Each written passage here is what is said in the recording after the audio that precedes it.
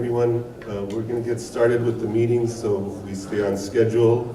I know we're working on Armenian time here, running a little late, but I've noticed in the last few years my non-Armenian friends, when they invite me to an event, they tell me a time, and I usually end up 30 minutes after the time they tell me, and I find out I'm the first one there, so they've sort of caught on to Armenian time, and so if we're on Armenian time, we're actually getting started right on time. So welcome everyone to the 28th annual meeting of the Armenian Bar Association. We're very fortunate to have had this event here in the beautiful Hyatt Regency Resort in Huntington Beach.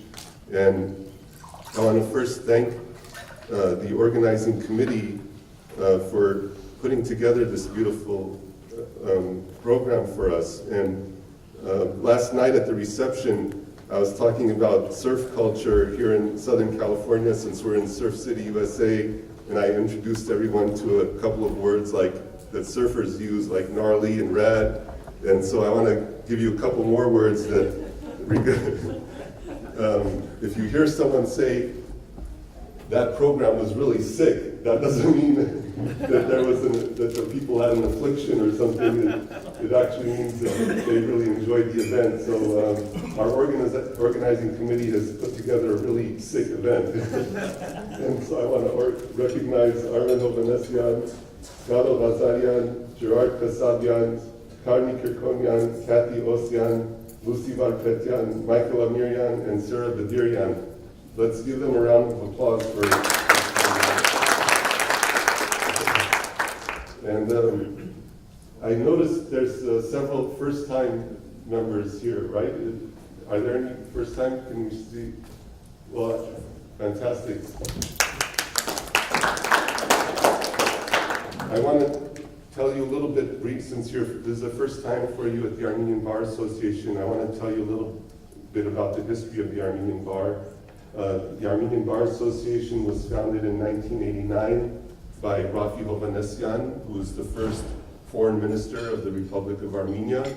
And Rafi, his vision for the organization was to bring Armenian lawyers together to help Armenia develop a rule of law society, to help our Armenian people try to realize justice for the Armenian cause, and for in the early days there were no personal computers, or they were just starting, and when the organization was being founded, the way Rafi and his brother Armen and all of our friends we got together at Rafi's house in Westwood, and we had stacks and stacks of Martindale Hubbles. I don't know if the younger lawyers even know what that is nowadays, but we went through thousands of pages of books just looking for a Yan, an IAN, a YAN, anything that resembled an Armenian name, and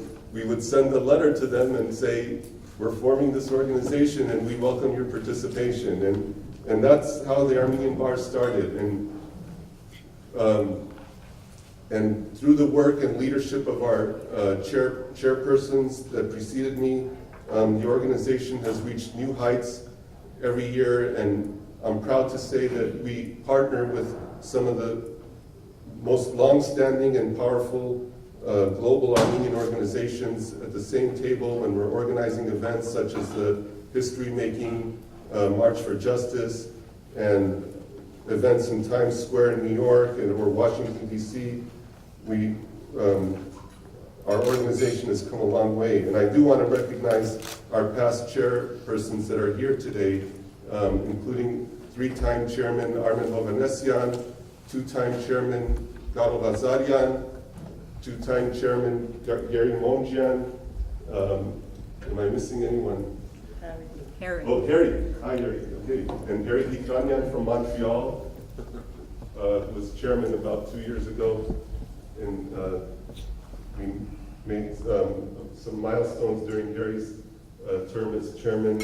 We changed the mission statement of the Armenian Bar Association that one of our goals as an organization is to help the Republic of Artsakh receive recognition as a state among other nations of the world.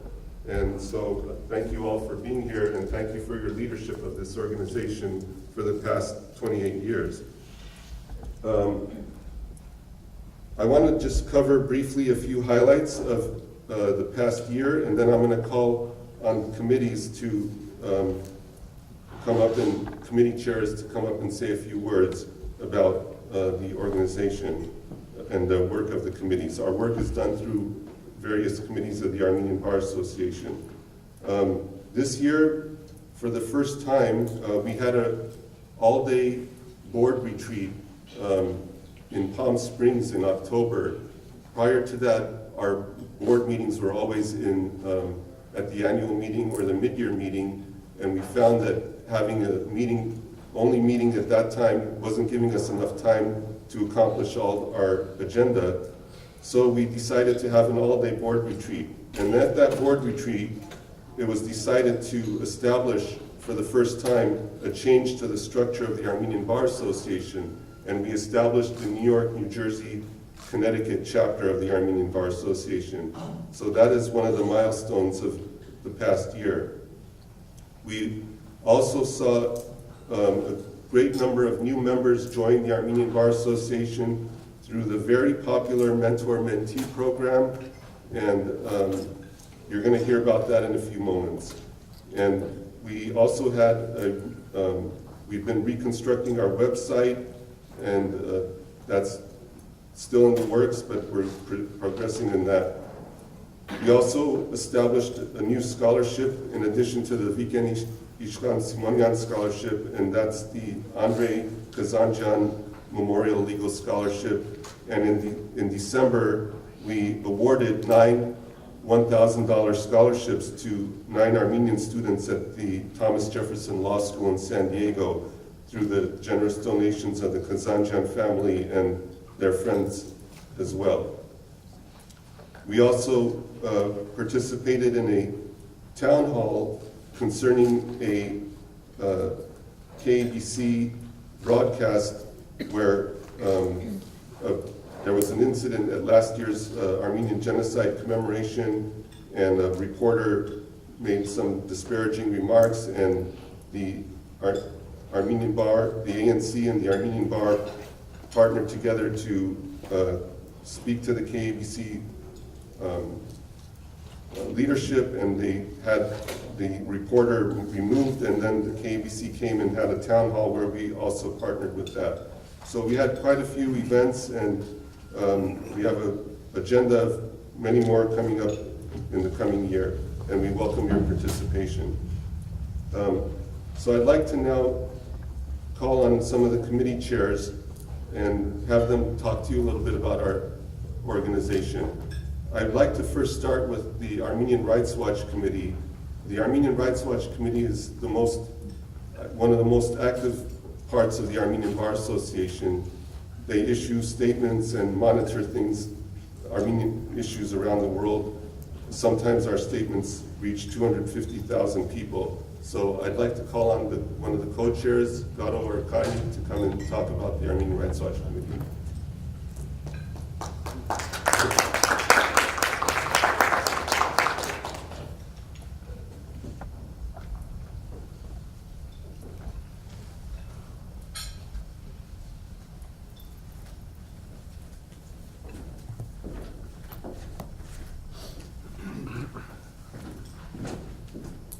Thank you, Sato.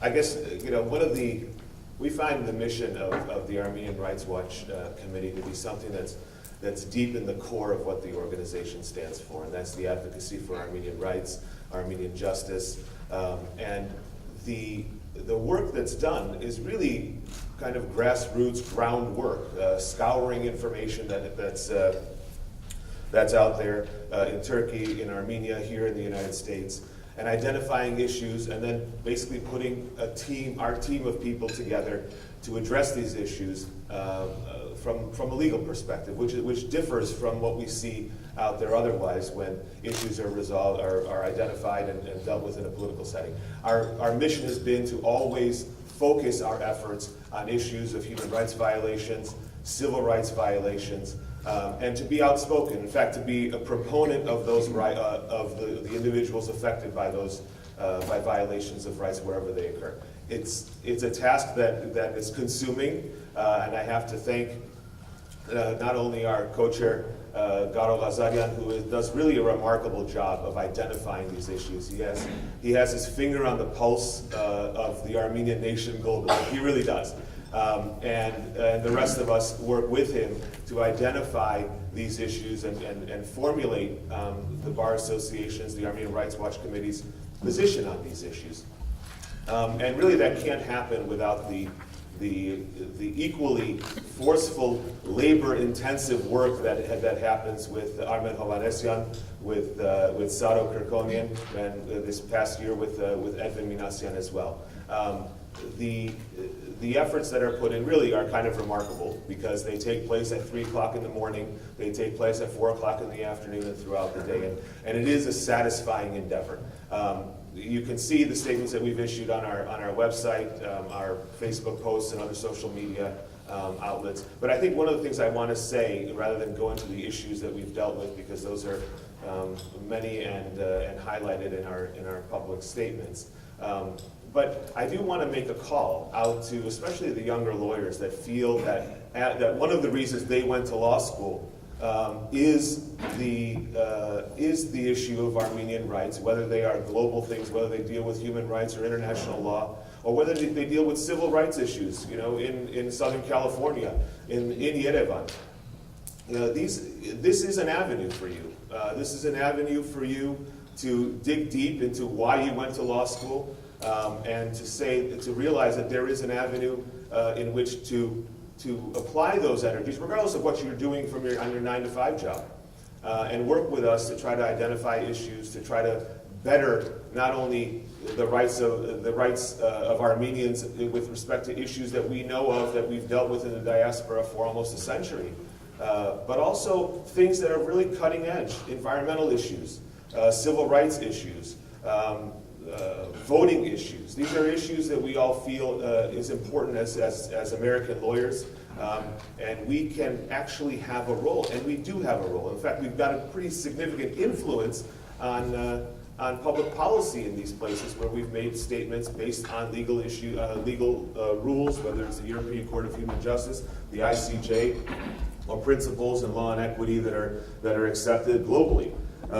And I think that the role that we play is increasingly a pronounced one, is increasingly a one that's listened to, and we know, based on conversations we've had with policymakers and decision makers, that what the Armenian Bar Association says through its Armenian Rights Watch Committee is affecting change. It's affecting change within administrations, it's affecting change on the ground in places, and we hope also increasing the likelihood and the reality of the progress of civil society in Armenia.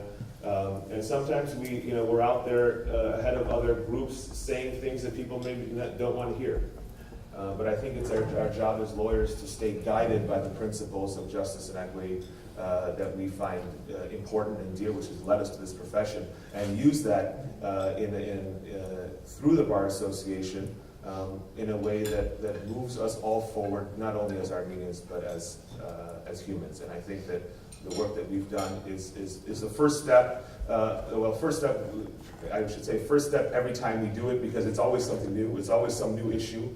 But it is the bloodstream of this organization, why this organization was formed, and why many of us have come to this organization, we've come to the profession. So it's a call out to all the young lawyers out there that are coming out of law school who want to find satisfaction in their legal profession outside of just their work. Do join us. It is an exciting group of people doing exciting things. If you're up at 3 o'clock in the morning, on a Wednesday night, at least you got something to do. So I want to thank Gato for all his guidance and leadership, and again, thank you, Sato, for allowing the WC to do this work and put all this stuff out there in the name of the Bar Association. We appreciate that. So thank you.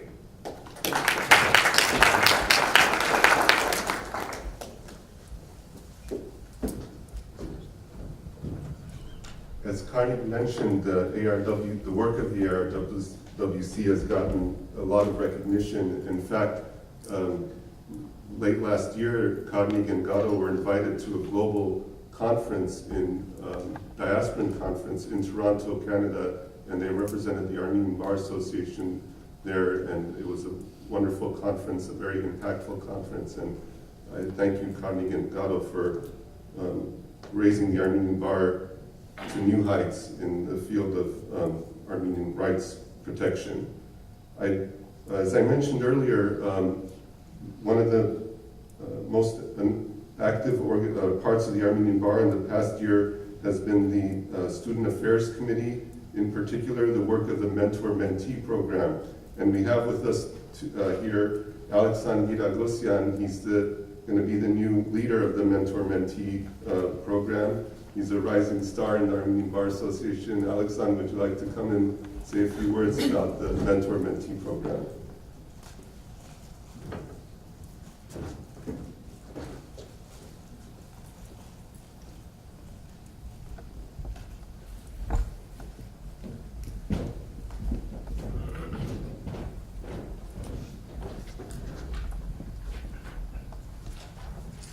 Hi, everyone. So the Armenian Bar's student mentorship program is basically what we do is we pair Armenian lawyers with students based on two criteria. The first being geography. We try to pair students and lawyers who are within driving distance of each other. The second factor that we consider is area of interest. So we want the student's area of interest to correspond with the practitioner's area of practice. Now, I think, if I'm not mistaken, the organization was restarted in 2015, and under Lucy Varbedian, and Lucy brought me in 2016. And now we have a committee. The committee consists of myself, Anna Tutunjan, a Harvard grad that works at Sibley Austin, and Helen Avunjan, a UCLA grad that works at Gibson Dunn. And right now, the core focus of the organization is just to match. We're still developing where we want to take this organization, but right now, all we're doing is just matching students with attorneys and following up a month after to make sure the contacts have been made. We're thinking of taking this organization into a different, we want to further develop this organization. So one avenue in which we want to develop this organization is professional development. That could include interview skills and such. Networking is also an important component of this. One of the reasons we wanted to have them within driving distance of each other is so that they could just meet up and maybe just have coffee or something. Another component of this is so people figure out if the area that they've expressed that they want to practice in is actually what they want to practice in. I know that when I started, I wanted to do international energy and water law, and now I do municipal law, so it's very different. A lot of these students also, they put some interest into these fields. So generally when we get litigation, we're happy because that's easy to match. Sometimes we get transactional. I'm very happy with that. That's easy to match.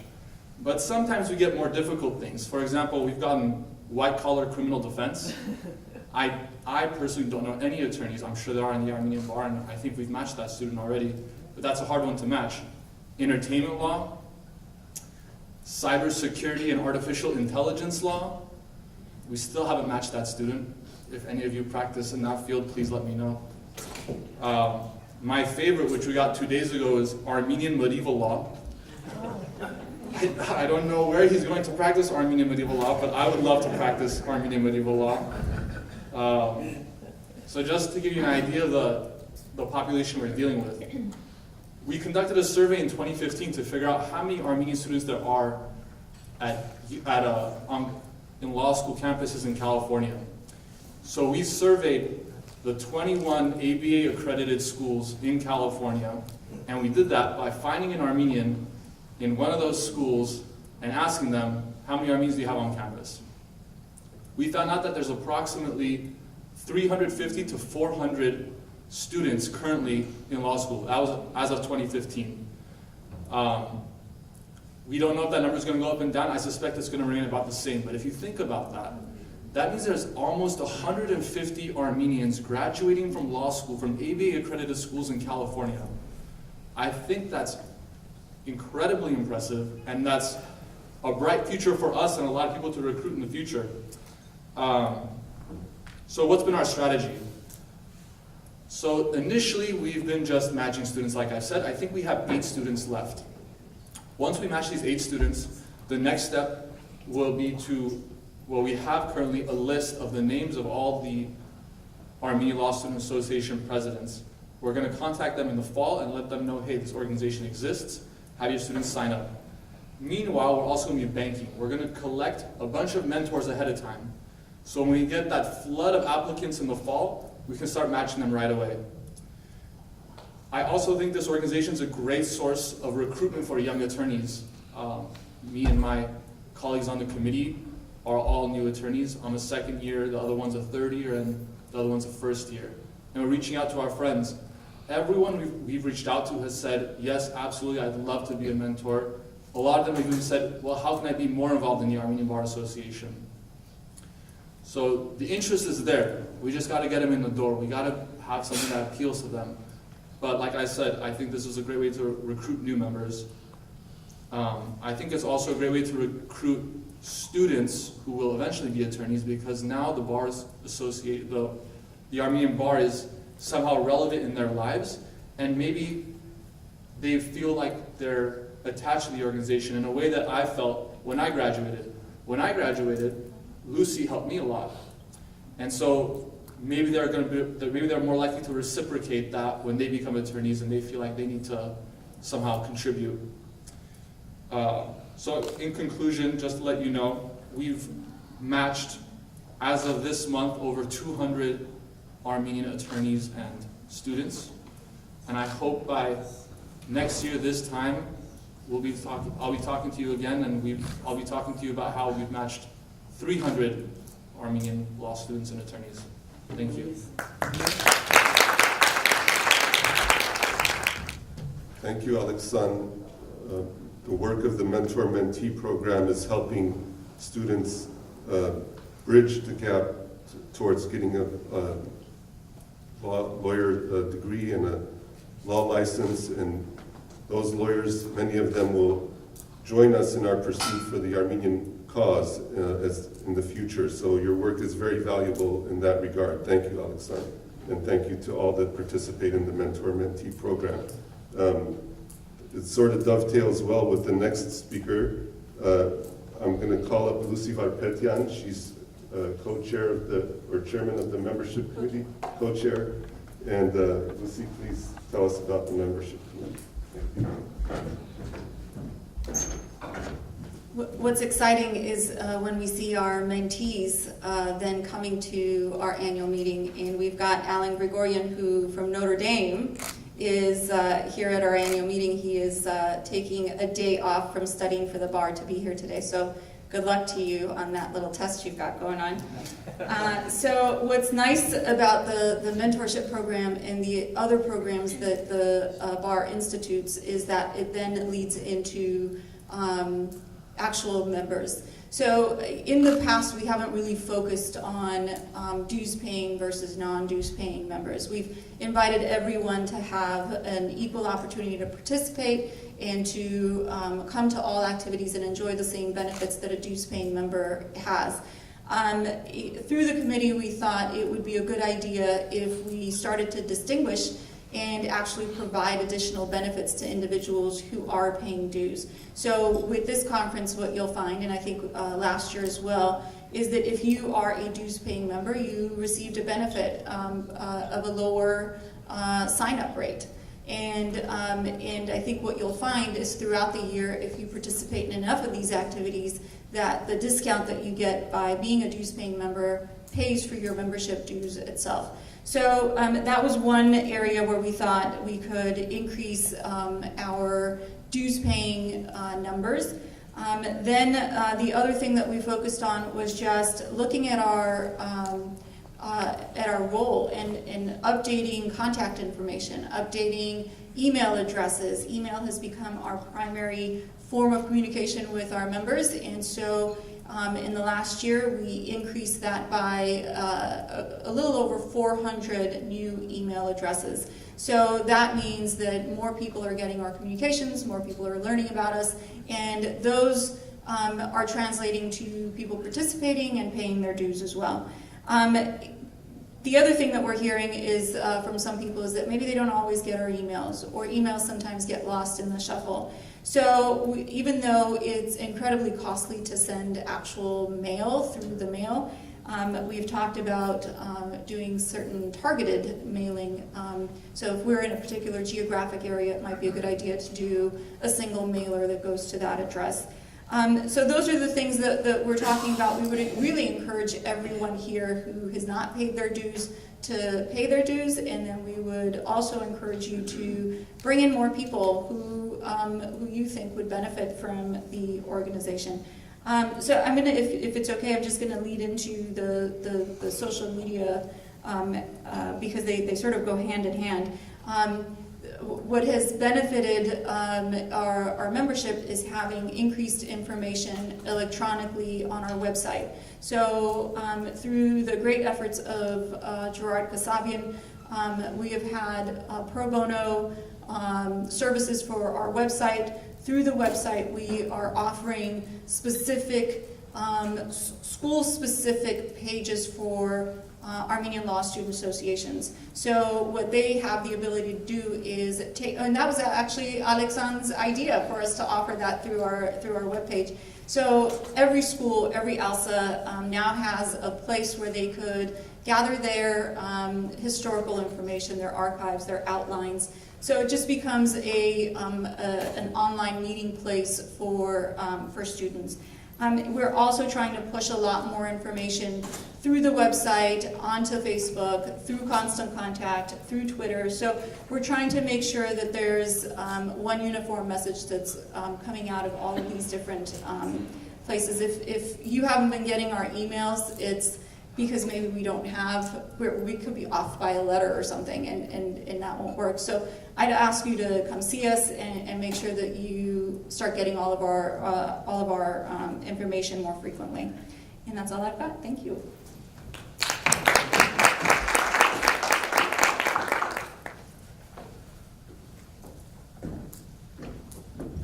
Thank you, Lucy, for that report. Just want to say what a tremendous amount of work Lucy's been doing for the organization for many years, but in particular this past couple years. If I don't get 15 or 20 emails from Lucy per day, I'm calling her to say, "Are you all right?" So she's doing it. Yeah, thank you for staying on top of all these things, Lucy. I'd next like to call up our treasurer, Giro Hovsepian. Our treasury's reaching new heights, and Giro's done a tremendous amount of work to get our books in order and also to give us ideas about how to increase the treasury. Okay, Giro. Luis. Sick. Gerard Hovsepian, aka Gerard. People still have a tough time with that name. They add L's in there, making it Gerald. Anyway, good morning. Hope everybody had a chance to have their coffee and they're happy after the open bar last night. All right, I have good news for our treasurer's report. Currently, we have a total of $207,385.91 as of April 30, 2017. This money is divided amongst a couple of different accounts. One of them is the Andre Kazanjian scholarship account that has about approximately $1,900 in there, and we paid out some monies, and I'll talk about that in a second. We have another account earmarked for the Viken Simonian scholarship funds, and that's $50,000 approximately. And then we have a Golden State checking account that contains $27,604. We have a Golden State Bank a certificate of deposit for $100,000 at a high rate of interest. And also Pacific Western Bank, that's our old checking account that currently contains approximately $25,500. And regarding the the 2016 numbers. We had $138,000, I'm giving approximate numbers so I don't go into cents, $138,000 of revenue. We had $103,000 of expenses.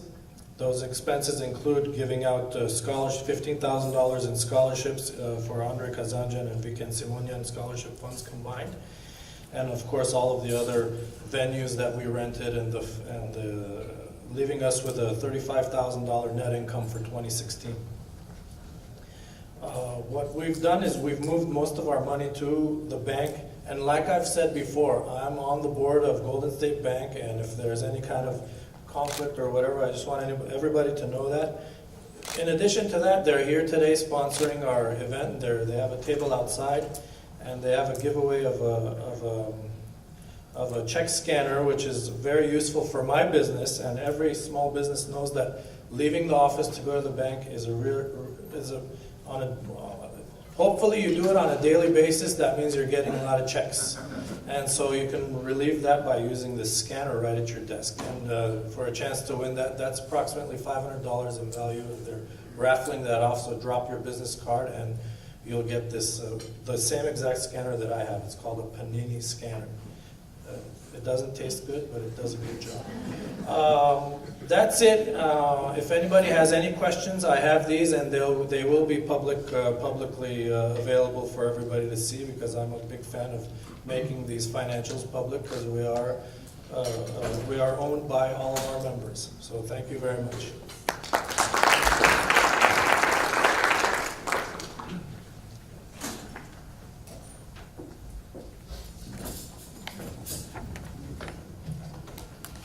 I'd also like to point out that because our treasury has grown, the Armenian Bar Association has been able to give back to the community and make donations in certain, or help support events in the Armenian community when we've been asked. And so we really appreciate all the work that Giro's doing to increase our treasury. And Giro mentioned Golden State Bank is one of our sponsors today. I do want to acknowledge our other sponsors, because without their benevolence and without their generous donations, we wouldn't be able to have these events here in such a beautiful setting. So I'd like to recognize our platinum sponsor, our very own member, Mesro Kudakalyan. Mesro, last night's reception was, our sponsor was Tina Ojakian, our board member and longtime member. I don't think Tina's here yet today, but she'll be here later. And so thank you to Tina. I'd also like to acknowledge Golden State Bank, Judicate West, that's a mediation and alternative dispute resolution group. And then we have Silly Bees, who has volunteered on a pro bono basis to upgrade our website. We solicited bids to see how much it would cost to upgrade our website, and we found it would cost approximately in the range of $15,000 to $20,000. Silly Bees has volunteered and done countless hours of work to upgrade our website, and so we want to recognize them as one of our sponsors as well. And again, that Silly Bees was brought on to us by Giro, so I appreciate that very much, Giro. And then our other sponsor of this weekend is the Kush Ranch, and that is a ranch owned by our former executive director, Betty Jamgochian, and longtime member.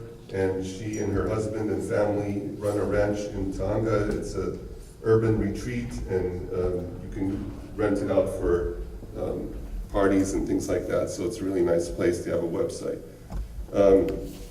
Next, I would like to call on Armen Hovanesyan to tell us about the work of the Armenian Genocide Reparations Committee.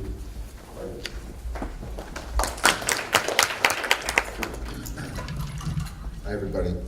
The last of the chain link fences and the razor wire of the Nazi concentration camps had barely been taken down when just a few short years later at the Waldorf Astoria Hotel, all of the Jewish leadership representatives of the United States government, representatives of European governments came and started paving the way to reparations as a result of the Jewish Holocaust.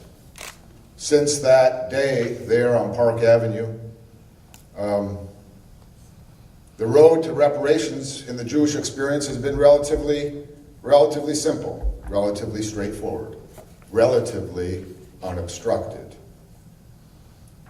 It almost seems like European countries, the United States being the initiator of this, are lining up to make recompense, lining up to say, I'm sorry, lining up not only their governments, but also their businesses, Daimler-Benz among them, Bayer among them, the French National Railway among them, for their participation in the Jewish Holocaust, and to somehow try to make them whole. I use the word relatively because now we come to our experience. That road is entirely obstructed. That road is entirely uneven. We haven't yet, as far as I know, registered a true success. Armenian genocide recovery efforts in the courts, relatively new-founded initiatives. We're probably in the second decade of it, barely. Things that we've heard about, not so good news. We're thrown out of the United States courts because of preemption, statute of limitations. Sure, we've secured some settlements, or some people have secured some settlements, but those too come not without their own criticisms. How does one settle, for example, with an international life insurance company for what amounts to pennies on the dollar? So the Armenian Genocide Reparations Committee of the Armenian Bar Association, and you all are part of that, and we'd like you to be part of that, have a tough road to hoe. We are going to be filing lawsuits in the United States. We are going to find the cracks that the decisions that have been so far rendered present, and there are cracks. The cracks come in the exceptions to the Foreign Sovereign Immunities Act. Karni Kerkonyan, Garo Hazarian, you hear the same names. And so I'm going to now digress for a second. We don't want to keep on saying those same names in all these committees. We want you and you and you and you to get involved in everything that the Armenian Bar Association is doing. So the venues in the United States have been very, very inhospitable. The ones in Europe haven't been that much better. But there are exceptions, and we're going to try to drive a truck through those exceptions. Whether that is bringing the Republic of Turkey to the defendant's desk, or whether they are successors to those who took the lands from our parents, grandparents, and great-grandparents, and suing them in the United States. We don't have expertise, the Armenian Bar Association. We know our limitations. We don't have expertise in bringing suit in Turkey. And even if we did, I don't know if we would do that. We don't have yet expertise to file in Switzerland or France, but we'll probably develop those tools as we're doing this. I don't have any date, but it will be this year, and it'll probably be before fall when you will be seeing a lawsuit. And you'll see it in the United States, and you'll see it in the federal courts. Who knows? We may win, we may lose, but we have to continue the onslaught. I mean, it's 102 years later. Who would have thought that we're talking about this? But we're going to be talking about this for quite some time. Let me close by saying that from our perspective, it's not about money. It's about national trust. It's almost like we want the law of return. We're going to demand the law of return. Whether that's the ability to go to Eintop or to Kharpet or Erzurum or Bitlis or Van, walk on down our streets, go into our churches, or those buildings that used to be our churches, those buildings that used to be our schools, those buildings that used to house our great-grandparents and their families. And so we're gonna find ways, we're gonna try to find ways, no success is guaranteed, to keep on chipping away and chipping away and chipping away. What we want is not money. What I want, let me say, money is important. We want a verdict. We want a verdict. We don't want a few dollars. So the AGRC is working, and we encourage your participation. Kadnik and Garo and several others and Sauter are very involved. We meet on a regular basis. We have telephone conferences, research on this subject, that subject. There's no secret about what we're doing, but there's also a certain amount of, can't really let the cat out of the bag because news travels fast. So, thank you. One of the important missions of the Armenian Bar Association is to groom the next level of attorneys who will pursue the Armenian cause on behalf of the Armenian nation. And a lot of that work is done through the Student Affairs Committee. And last year at the board meeting in Palm Springs, we had another milestone, and that was that we agreed in principle to have the National Armenian Law Students Association become a part of the Armenian Bar Association. And several law schools across the country, whether from Georgetown or Loyola or Southwestern in Southern California to Chicago law schools, we have Armenian Law Students Associations in many of the law schools. And so we agreed to have them merge with us. And there's an order of business that we need to take care of now, and that is that in order to have one of the things we decided to do is to have a board member, a student become a member of the board of the Armenian Bar Association, one of the student representatives. So in order to do that, we're going to have to approve an amendment to the bylaws of the Armenian Bar Association, and that requires a vote of the membership that's here today. So it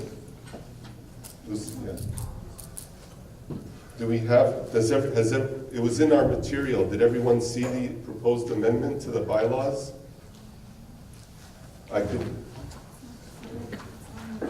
It's not in the booklet. Okay, so Gary, may I ask you to read the change to the bylaws? Since you helped draft it, if you could put that on. No, we're just going to call for a vote. Would that be right? Yeah. Our past chairman, Gary Momjian, helped draft the amendment, and so Gary will read it to us, and then we'll take a vote whether we approve or not. The bylaws currently provide for 17 members of the Board of Governors. It reads, there shall be no less than 5 nor more than 17 governors at the annual national meeting may determine from time to time. And what we're proposing to say is there shall be no less than 5 nor more than 18 governors as the annual national meeting may determine from time to time, with one governor appointed annually for a 1-year term by the board from the National Armenian Law Students Association. So that would be, we would add one governor to our board, and that would be through the Students Association. We made section 507 relates to the process of electing the Board of Governors, and it provides for 3 classes of directors, each term for 3 years. And being that the student nominee will only be for 1 year and elected annually, we put a number of exceptions, except as provided in the section that I just mentioned, which was 504. So section 507 is just changed a little bit to say except as provided in section 504, so that while all the 17 members will be elected for 3-year terms, in 3 different classes. The exception will be the 1-year term annually of the student member.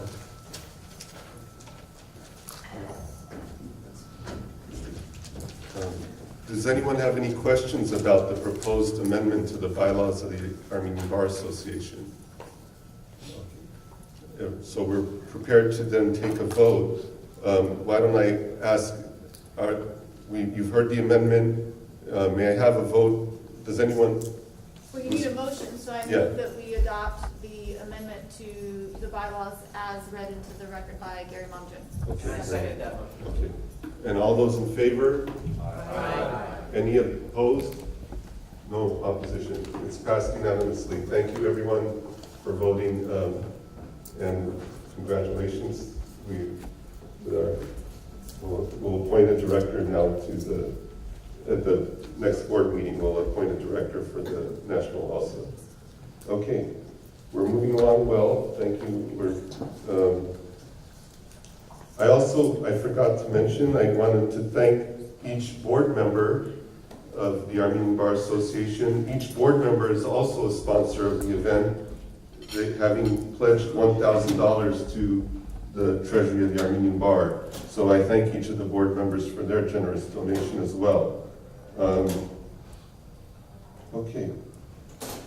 All right, we're gonna, let me just tell you, run through the program for today. And we're gonna take a break. Oh, next thing, I'm sorry, last item. Okay. Now, I'd like to call up Michael Amirian, who's our co-chair of the nominations committee. We have another vote to take, and Michael will talk about that. Thank you, Michael.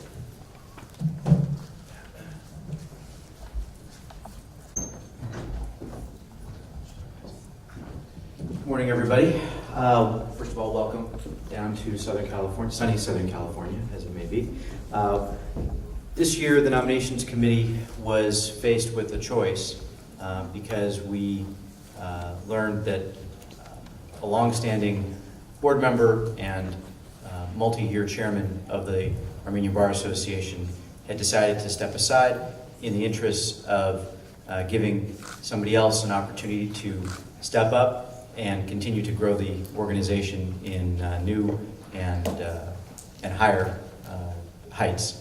So we're very, very lucky right now, thanks to the hard work of the previous chairman and chairpersons over the last several years, that we have developed quite a deep bench. And although we are very sad, but at the same time grateful for the efforts that Edvin Manasyan has invested into growing the organization and taking it to newer heights, we are fortunate that thanks to the deep bench that we have, that we were able to convince Lucy Varpetian to join us on the board. So what is being handed out right now are ballots for all of you to fill out. The nominations committee really has a difficult job every year because in the past it was difficult in the early years of the board and of the organization to be able to get board members that we felt would be able to invest the time, energy, and an appropriate level of seriousness to be able to do the work that we do. And as you can see from the various committees that we have, there is a lot to do. And so with that in mind, we are very, very excited to be able to present this slate of nominees to you. The nominees that the nominations committee presented to the board and the board unanimously approved to present to you are Christina Ngustian, Garo Gazarian, Armin Hovanesian, Vana Katsinian, Gary Moonjian, and Lucy Varpetian.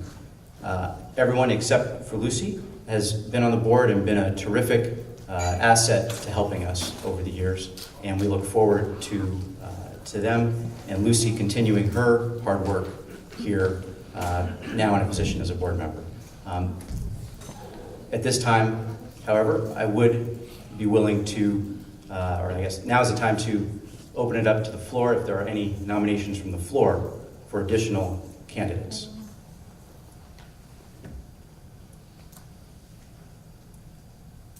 Okay, hearing no nominations from the floor, we would then ask you, if you're a dues-paying member, to then be able to fill out the ballot, and we'll be coming around in a moment to collect the ballots from everybody.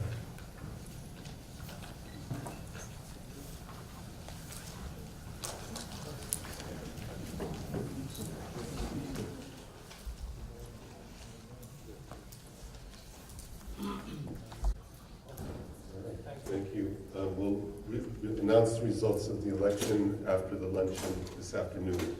I want to just take a minute or two, and then we'll be taking a break, just to say that I want to thank, and it's been such a great honor and privilege for me to serve as the chairman of the Armenian Bar Association this past year. It's one of the greatest honors I've had in my life.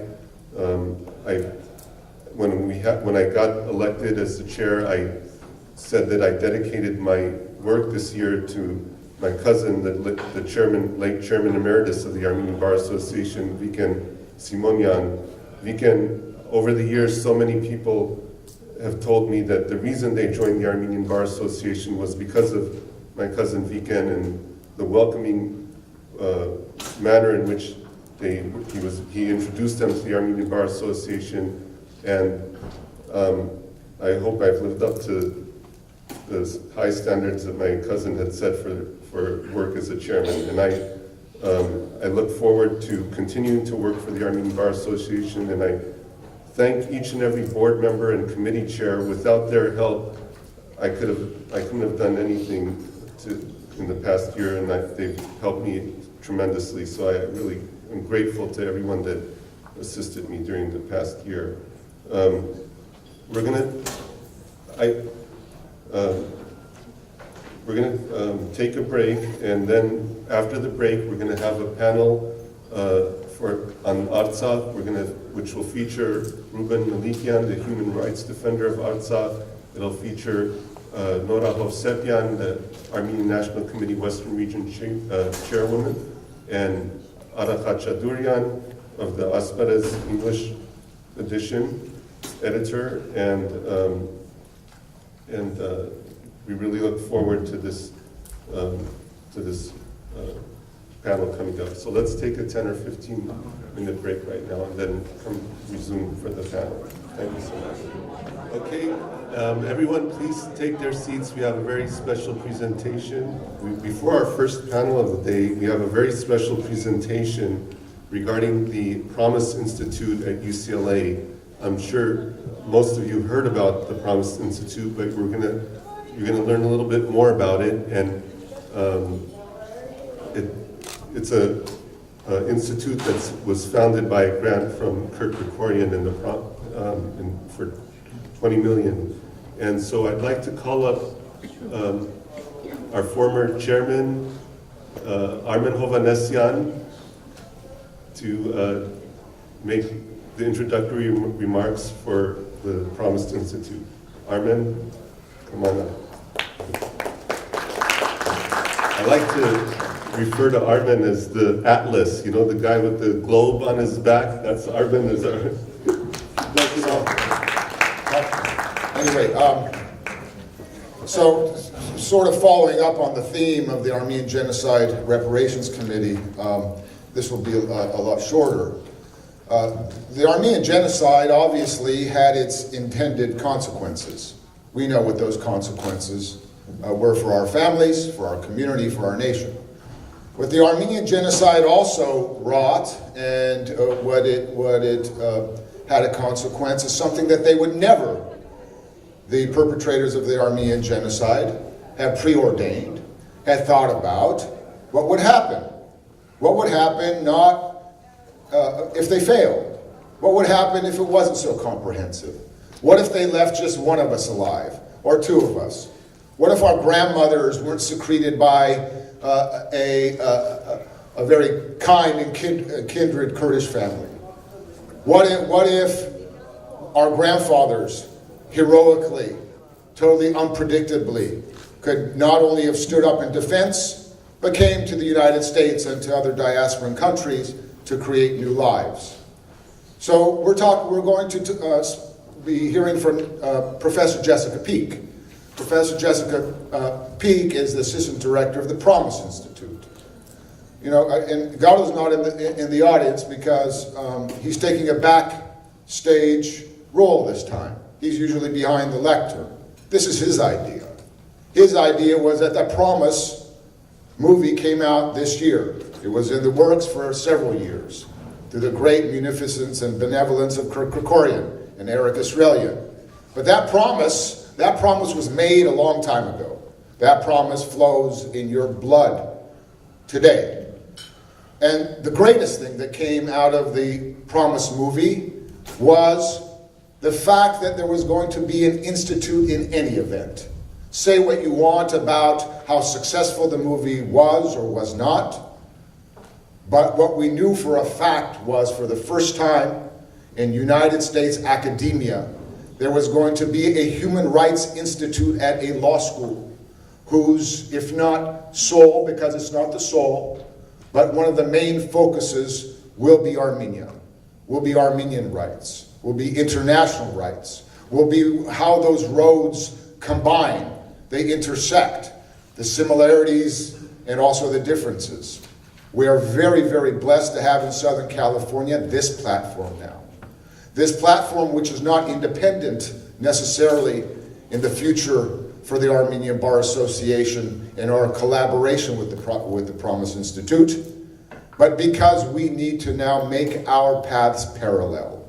Not only should we make our paths parallel, we should make them merge to the extent that we can. We're very, very excited to have Professor Peak here. She's also the director of the International Law Program at UCLA. She just returned from her home country, Great Britain, and so we now kindly ask Jessica Peak to come to the lectern. Thank you.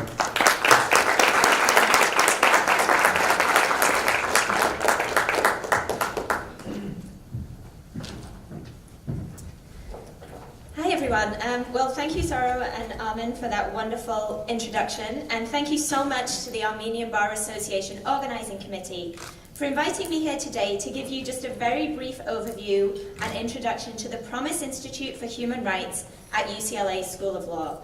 As Armin just said, my name is Jessica Peak, and I've been the director of the International and Comparative Law Program at UCLA for the past 3.5 years.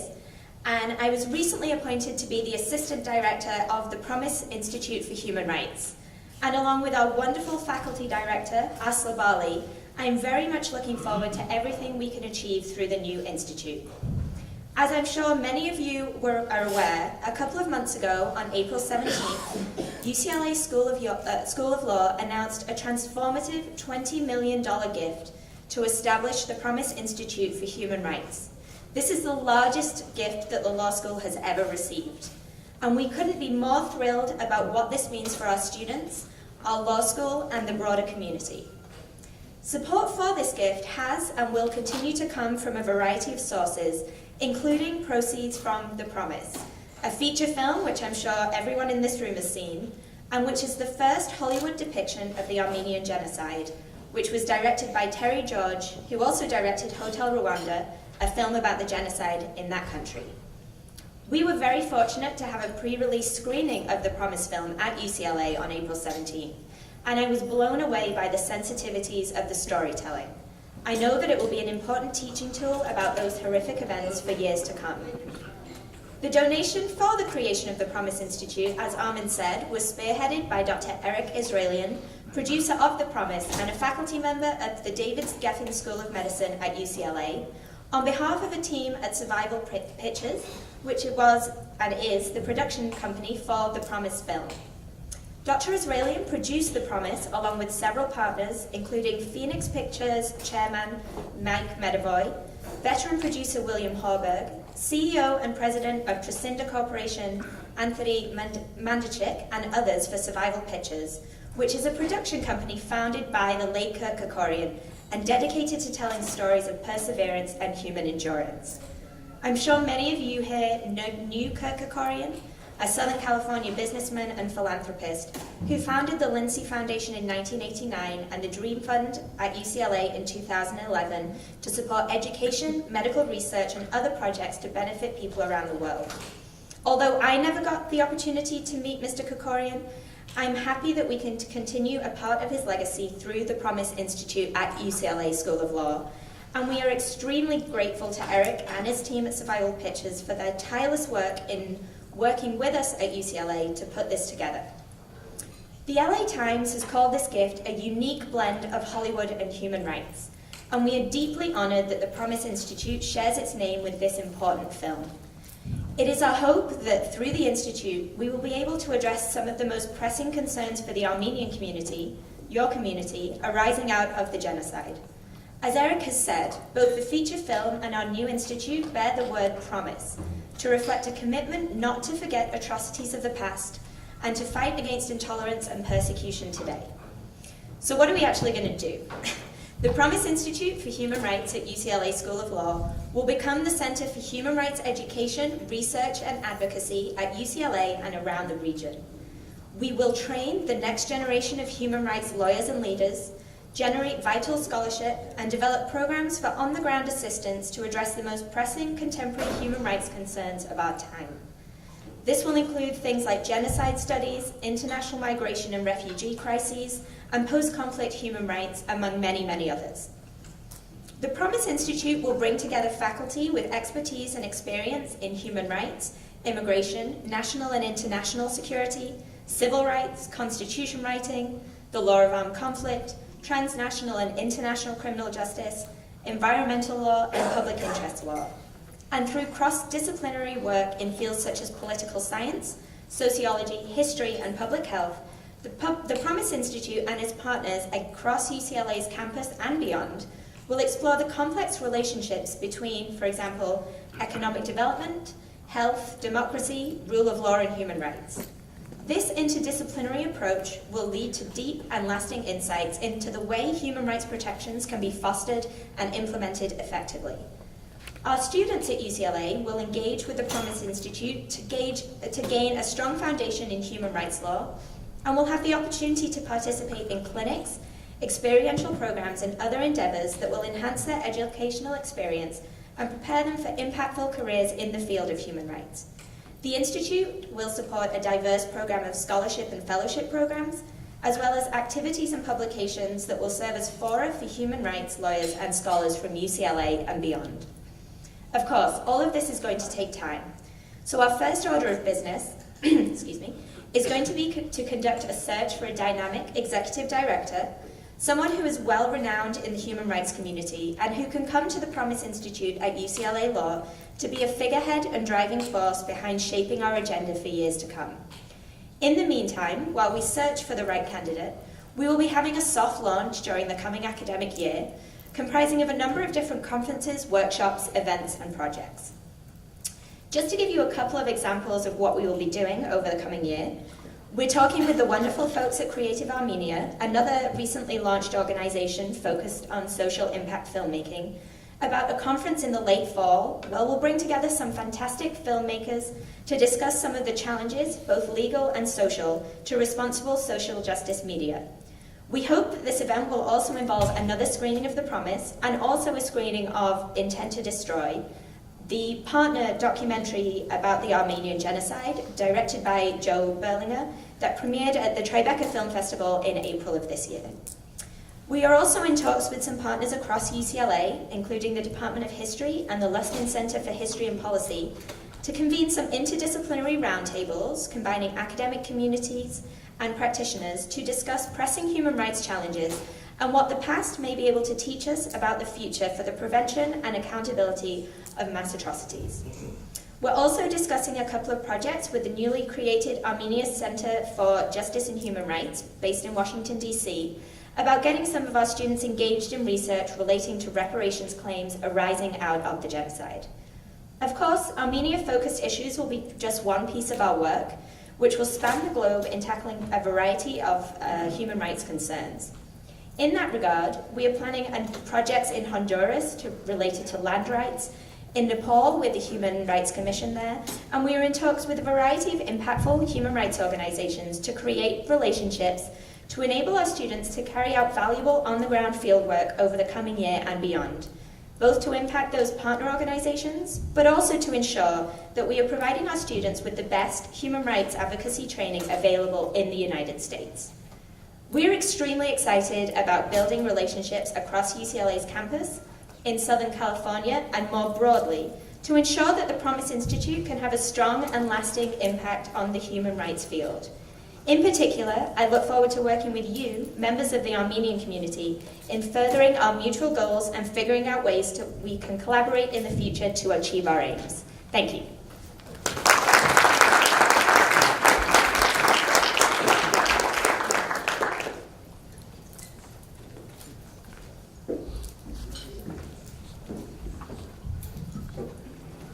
Thank you, Professor Peak, for taking the time to join us today, and we're very much looking forward to the work of the Promise Institute, and to the extent the Armenian Bar can help and participate, we're here for you. So thanks again, that was very insightful, and it's a very ambitious program that we're sure to hear a lot about in the future. Thank you. I'd like to now invite up the panel for our next panel, which is on the Artsakh perspective, and if I could ask Amy and Ara and Ruben and Nora to come up to the podium.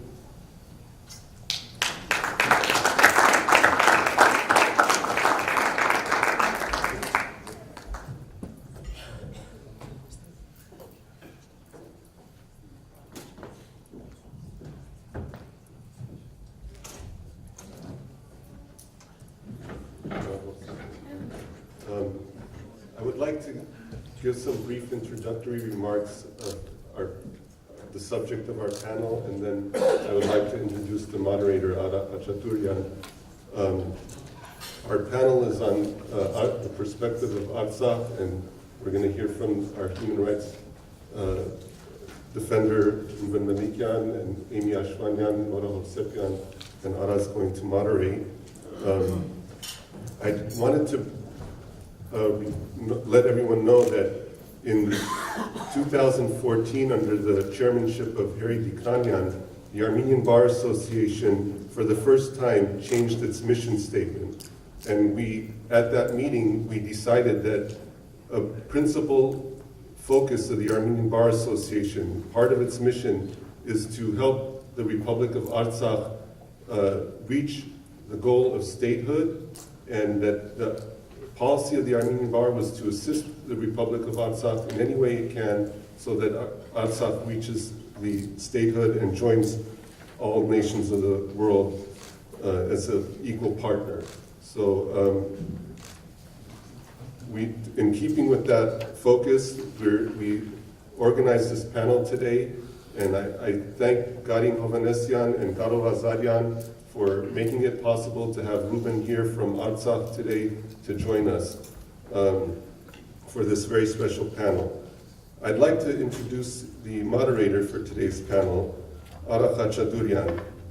When I was growing up in Los Feliz, it's part of Hollywood in Los Angeles, I had the great blessing of having to live with my maternal grandparents, Keram and Azniv Khatchatourian.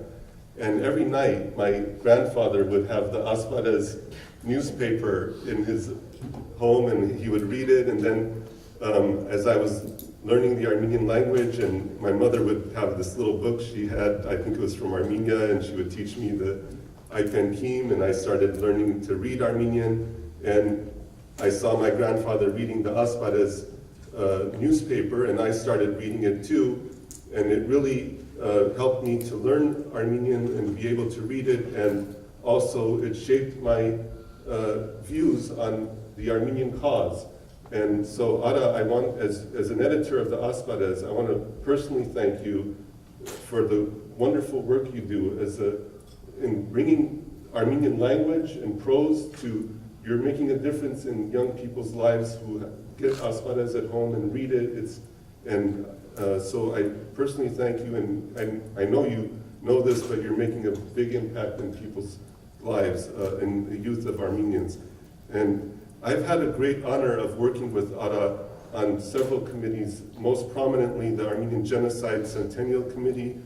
And through Ara's efforts, through his work, we had a groundbreaking historic march in Los Angeles. I'm sure you all heard about it at the Centennial. It was the largest protest march in Los Angeles County history. 166,000 people came and supported Armenian genocide recognition and education. And so, Ara, I thank you for that work. Ara writes for the Asbarez in addition to being the editor, and I'm always moved by the words he uses in his editorials.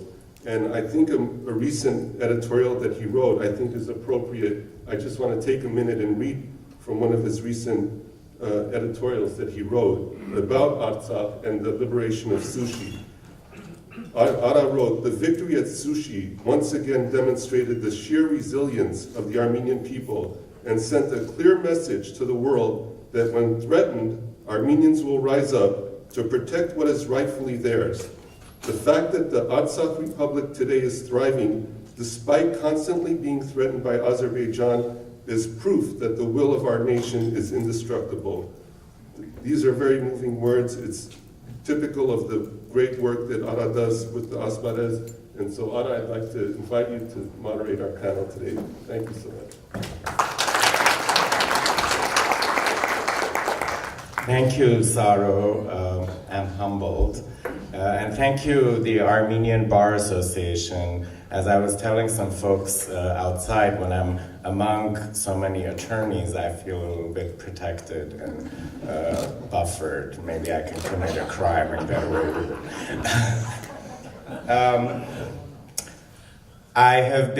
I'm very partial to Artsakh, first of all, because both of my grandmothers were born there, so I guess it's in my blood. But in the last time I was there was 2 months ago, and unfortunately, the headline that I dread writing the most, and unfortunately I've been having to do that so many times in the last 25 years, is that another soldier has been killed. Since April, I've had to do that 8 times. That's 8 too many. But without those soldiers, we wouldn't be sitting here. They're not just protecting the borders of Artsakh, they are protecting our homeland and our nation. We need to really understand, and Sarah just said that, and here's also written that I'm a wordsmith, but ever since returning from Artsakh in April, I have not been able to write about my experience visiting the soldiers in the front lines. It was so poignant that I can't put them in words. But hopefully today we will be able to shed some light on some of the current issues facing Artsakh from a human rights perspective, from a legal perspective, and how all of you as attorneys and lawyers can function in the critical aspect of promoting Artsakh, making it our #1 priority because it is a life and death matter for our nation. And I think we should really refocus our efforts, and I'm glad that the ABA has shifted or added that in its mission statement, because when the Artsakh movement began in 1988, we're about to mark the 30th anniversary next February, it was based on human rights. It was based on legal precedents. And it was based on the most fundamental of issues, which is self-determination. The people of Artsakh rose up. They said, we want to be reunited with Armenia. And of course, the response was violence. Violence that was reminiscent of what our ancestors experienced in Western Armenia during the genocide, when people were being pulled out of their homes and butchered on the streets of Sumgait. The international community initially thought that, oh, this is something happening in the Soviet Union, so we'll cover it, but then very quickly began this approach of we are asking for something that is not ours, we are being belligerent, we're being violent, but in the face of all of that, guess what? We won the war, and we reclaimed what is historically ours, and we're gonna keep it that way, regardless of what people say, but we have work to do. And we're gonna start with this panel. Our first speaker is a very good friend of mine, Nora Hovsepian. She is the chairwoman of the Armenian National Committee of America Western Region. And she was my boss. My first job in California was working with the ANC as a media relations director, and she was on the board back then. So we met there. And she's been serving as the chair since 2011. In addition to volunteering her time advocating for the Armenian cause, Nora has been an attorney at law for almost 3 decades and is in private practice in Encino, California, where she specializes in representing plaintiffs in their claims for medical malpractice and personal injury. She received her Bachelor of Arts degree in Political Science from UCLA in 1984, then graduated as a valedictorian from the University of Laverne School of Law in 1989 with a Juris Doctorate cum laude. In recognition of her efforts through the ANCA to support and secure recognition of Artsakh's independence, Nora was bestowed in 2014 with the Gratitude Award by Artsakh President Bako Saakyan. After traveling to Western Armenia in May of 2014, Nora produced what I would like to call a very compelling 30-minute documentary. You all should see it. It's on westernarmenia.org, entitled Journey to the Homeland, which won a 2015 Audience Choice Award at the Pomegranate Film Festival in Toronto, and was then chosen as the official selection by the LA Cinefest, the LA Independent Film Festival, and Indie Fest. The film and its 2016 updated director's cut both depict the post-genocide condition of many Armenian villages. Nora?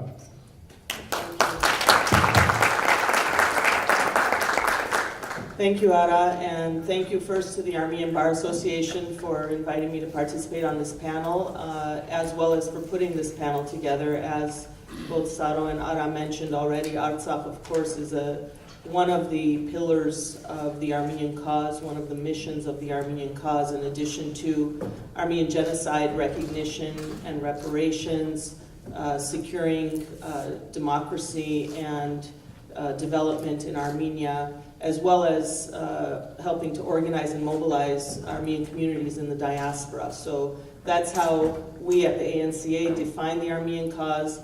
These are essentially the 4 tenets, and Artsakh is one of those 4. I want to first start by also saying how honored I am to serve on this panel with Ruben Melikyan, who I had the privilege of meeting for the first time last year when I was last in Artsakh, just a few weeks after the April 4-day war last year. And at that time, it was really an eerie situation because there were virtually no men left in Stepanakert where we were. They were all women, children, and the elderly who were left in Stepanakert. All the men had gone to the front lines to defend the homeland. And at that time, I had the opportunity to attend a diaspora meeting there of Haitat leaders, and we held it specifically in Stepanakert as a show of solidarity and support for the people of Artsakh. At that time, I met Ruben and interviewed him at length, hoping to produce another short documentary film this time on Artsakh, so stay tuned for that, hopefully. Artsakh is an integral part of the Armenian homeland. In addition to Armenia proper, Western Armenia, which is presently Eastern Turkey, Nakhichevan, which is presently part of Azerbaijan, and Javakh, which is presently part of the Republic of Georgia. Just by way of background, in 1921, Joseph Stalin, under Soviet rule, basically took the small enclave of Artsakh and put it under Azerbaijani rule during 7 decades of the Soviet Empire's existence. It remained there, even though throughout those 7 decades, the people of Artsakh consistently made efforts to try to secede from the Soviet Socialist Republic of Azerbaijan and join or annex to the Soviet Republic of Armenia. Those efforts were always thwarted by the Kremlin. It was a divide and conquer strategy, and many believe that it was at the behest of Ataturk. Of course, Turkey and Azerbaijan, being Turkic brethren, had their pan-Turkic agenda before, during, and after the genocide. And even in Azerbaijan, there are many reports, even in American newspapers, New York Times, etc., from the 1920s, documenting massacres of Armenians in Baku and other Azerbaijani areas during that time. So after 7 decades of Soviet rule in 1988, almost 30 years ago, the people of Artsakh were really the first to start the pro-democracy movement in the Soviet Union, and that directly led to the breakup of the Soviet Empire. In September of 1991, the people of Artsakh declared independence, and around that time, in the late 80s and until now even, the position of the West, the US, France, and other Western countries, was back then, during the existence of the Soviet Union, to encourage the people of Artsakh to basically break away from the Soviet Union and declare their independence. And the US, even at the time in 1988, welcomed the historic challenge by the people of Artsakh to the Soviet system and leadership. The ANCA, the organization that I'm proud to chair in the Western region, but the ANCA nationwide has consistently worked for the last 30 years in order to advocate for the rights of Artsakh, the people of Artsakh, for self-determination. And I can give you some examples of things that we have been able to accomplish through our advocacy, through our connections with members of Congress, the Senate and the House. The first action by the US Senate was in July of 1988, when the Foreign Operations Bill was amended, calling on the Soviet Union to grant the petition of Artsakh for independence. Of course, that didn't go anywhere, but it was a symbolic move nevertheless.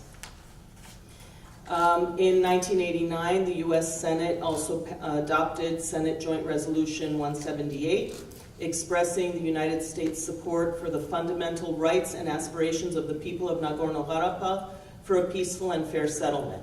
And of course, the Artsakh is the Armenian name, Nagorno-Karabakh is the old Russian name, but I know that recently the government of Artsakh has also officially adopted the name Republic of Artsakh, so that's how we refer to it.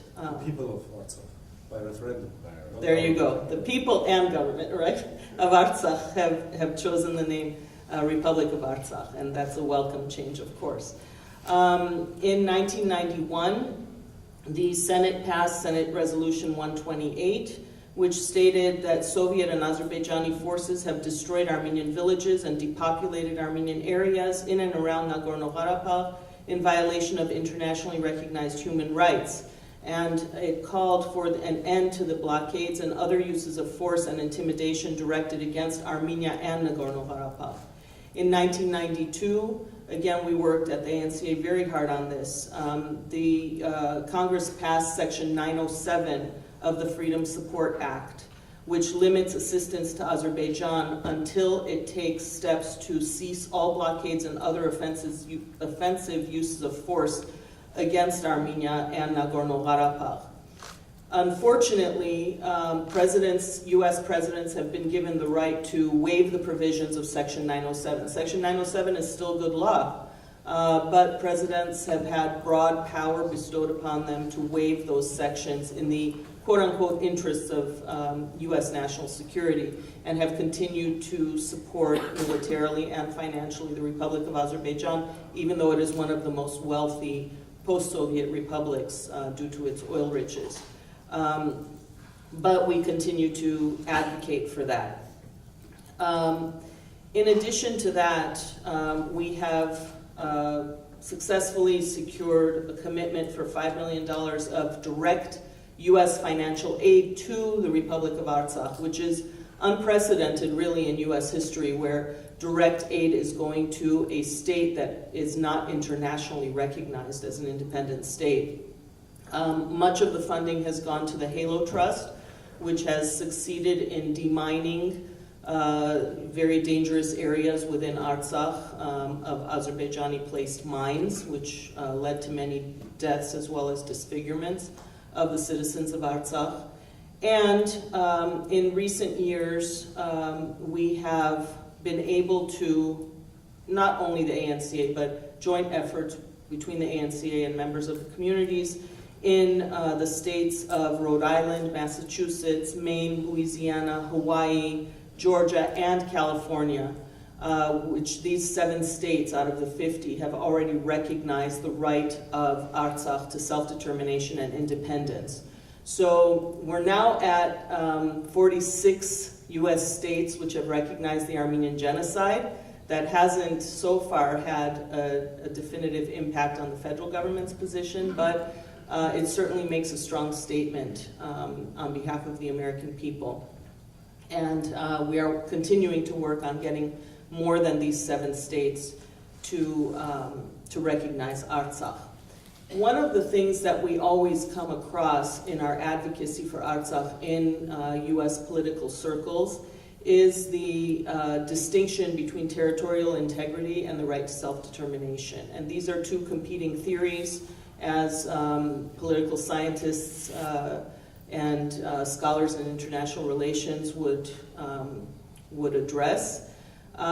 Jeffrey Robertson, a world-renowned human rights attorney in the UK, has written a position paper on Artsakh, which we are trying to promote, basically laying out the legal case for the right to self-determination of the people of Artsakh. And in that paper, he cites the distinction between territorial integrity and the right to self-determination. Territorial integrity, he notes, safeguards the inviolability of international borders, but it does not prevent secession from within those borders.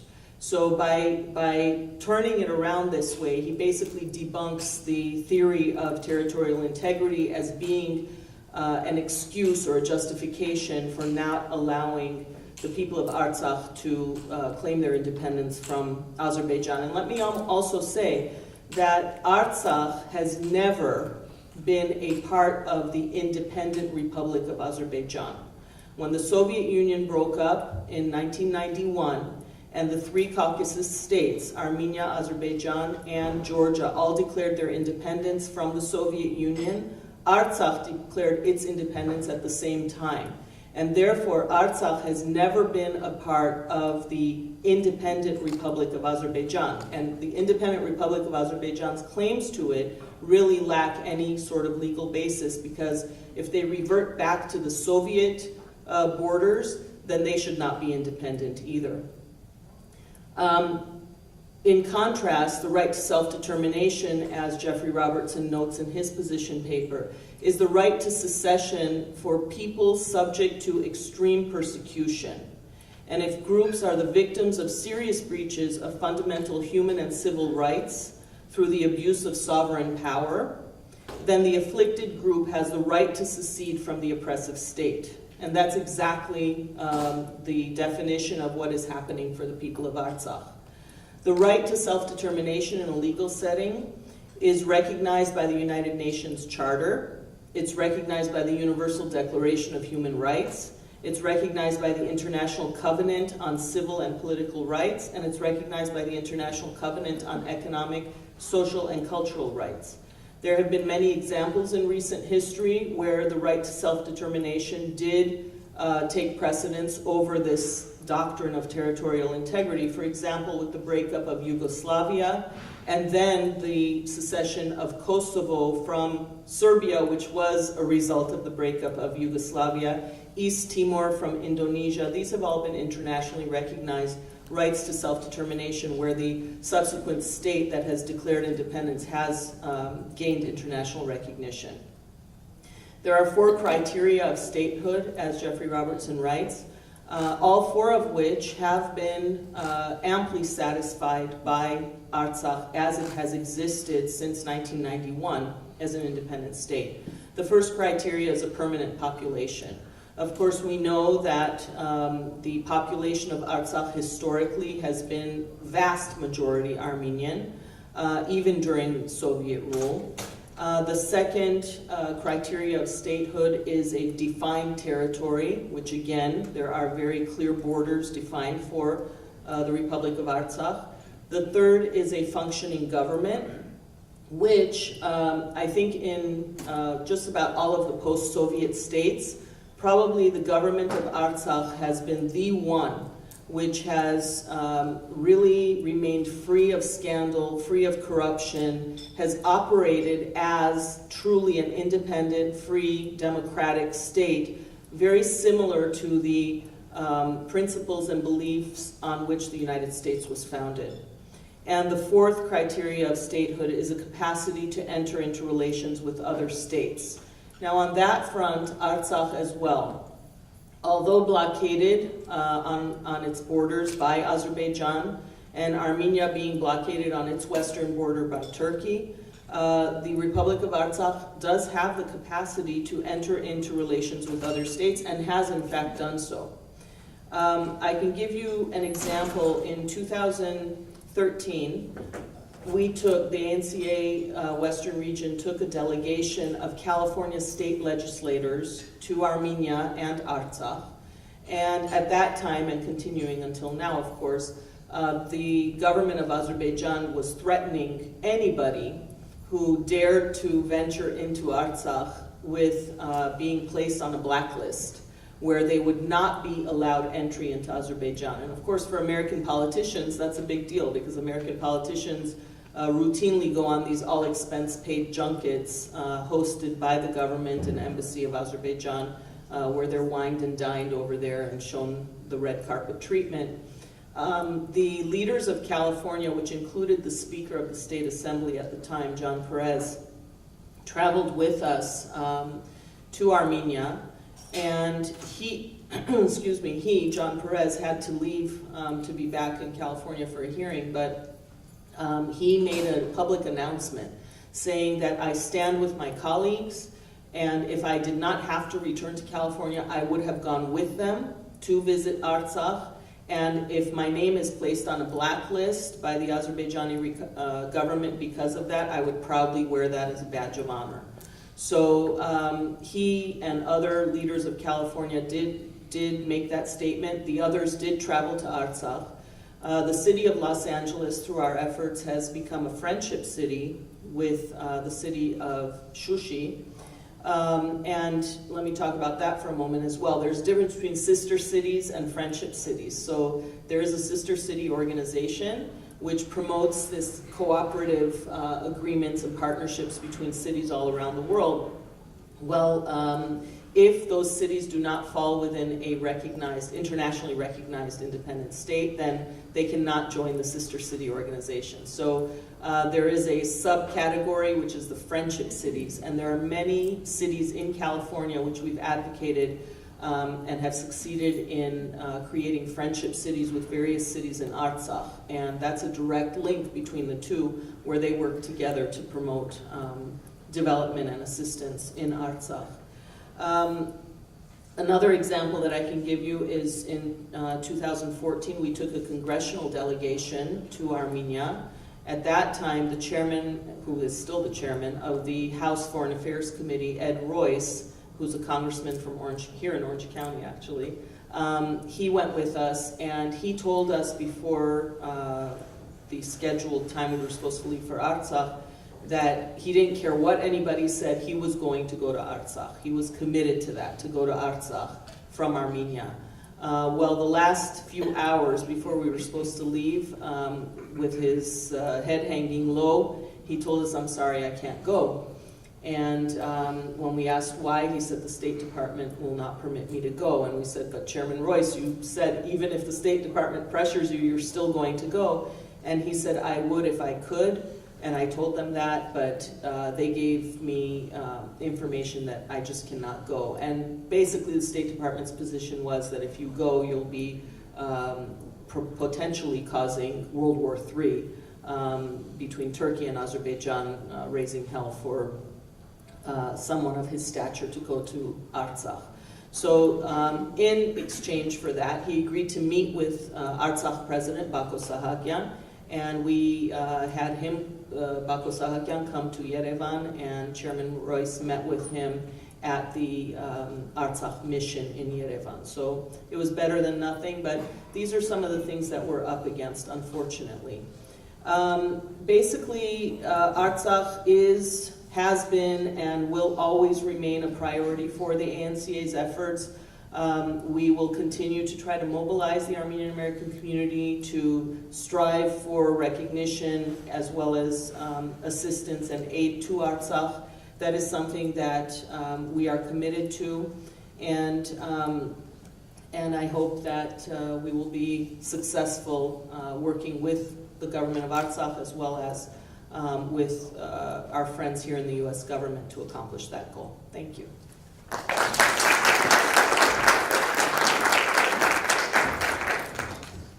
Thank you, Nora.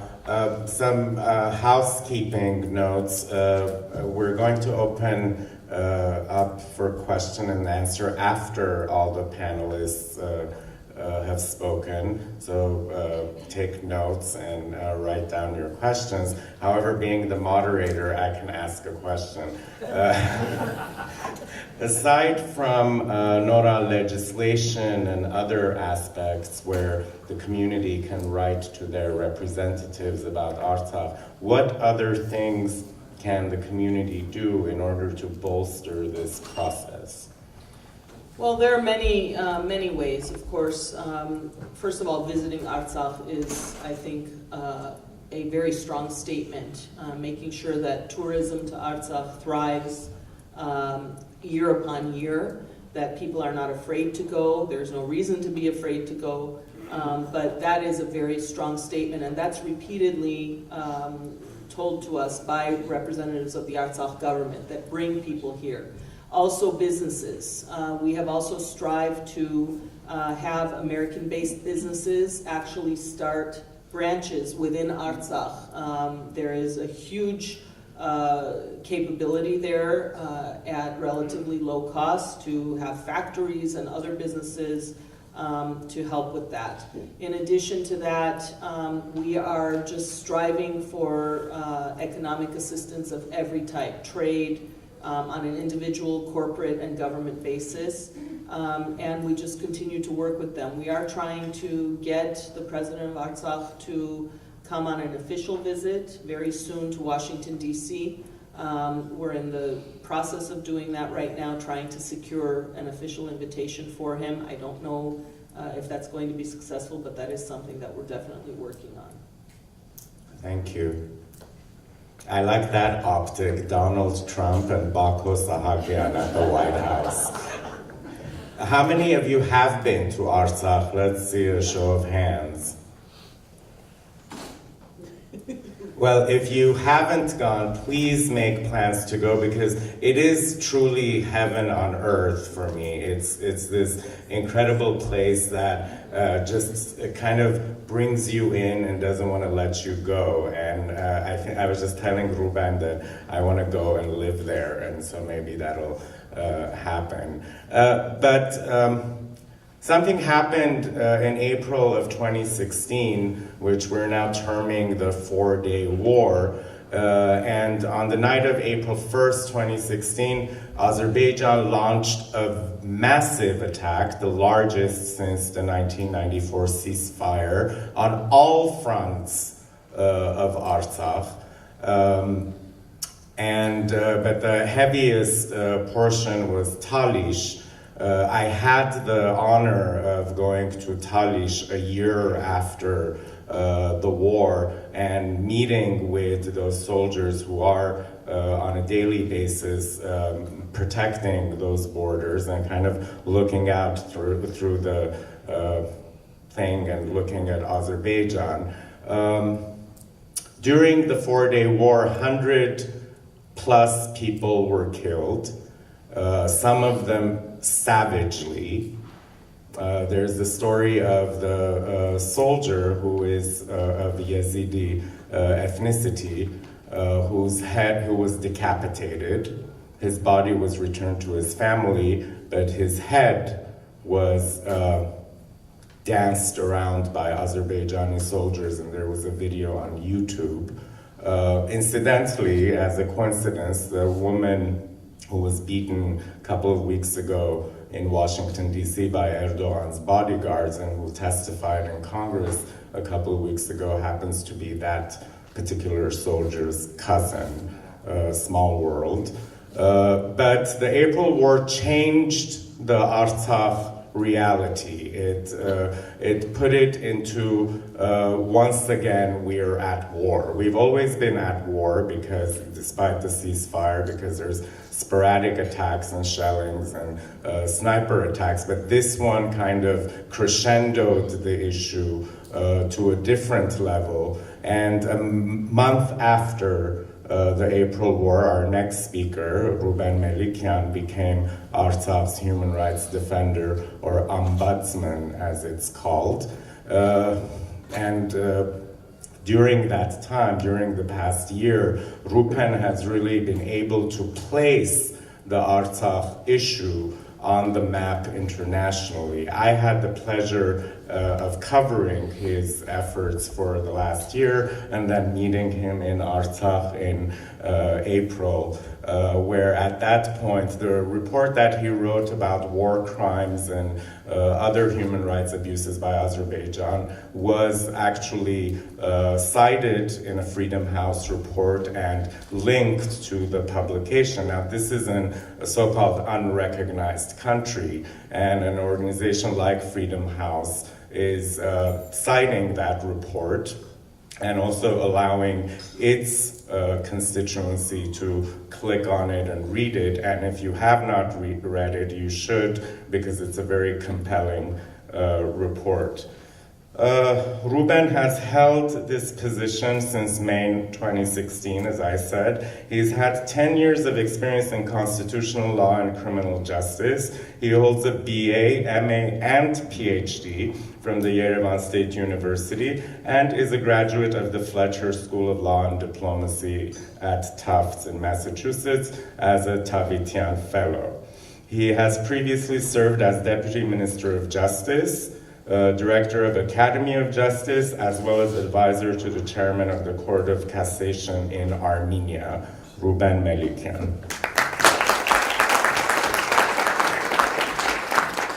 Thank you very much. I'm very happy that I'm here with Armenian Bar Association, an organization which is very close to me. It's not the first time I'm taking part in annual meeting. It's my second time. First time was 6 years ago in different capacity, and many things changed during these 6 years. And one of the things that changed is the focus of this organization and other diaspora organizations on Artsakh, which is very important from a Pan-Armenian,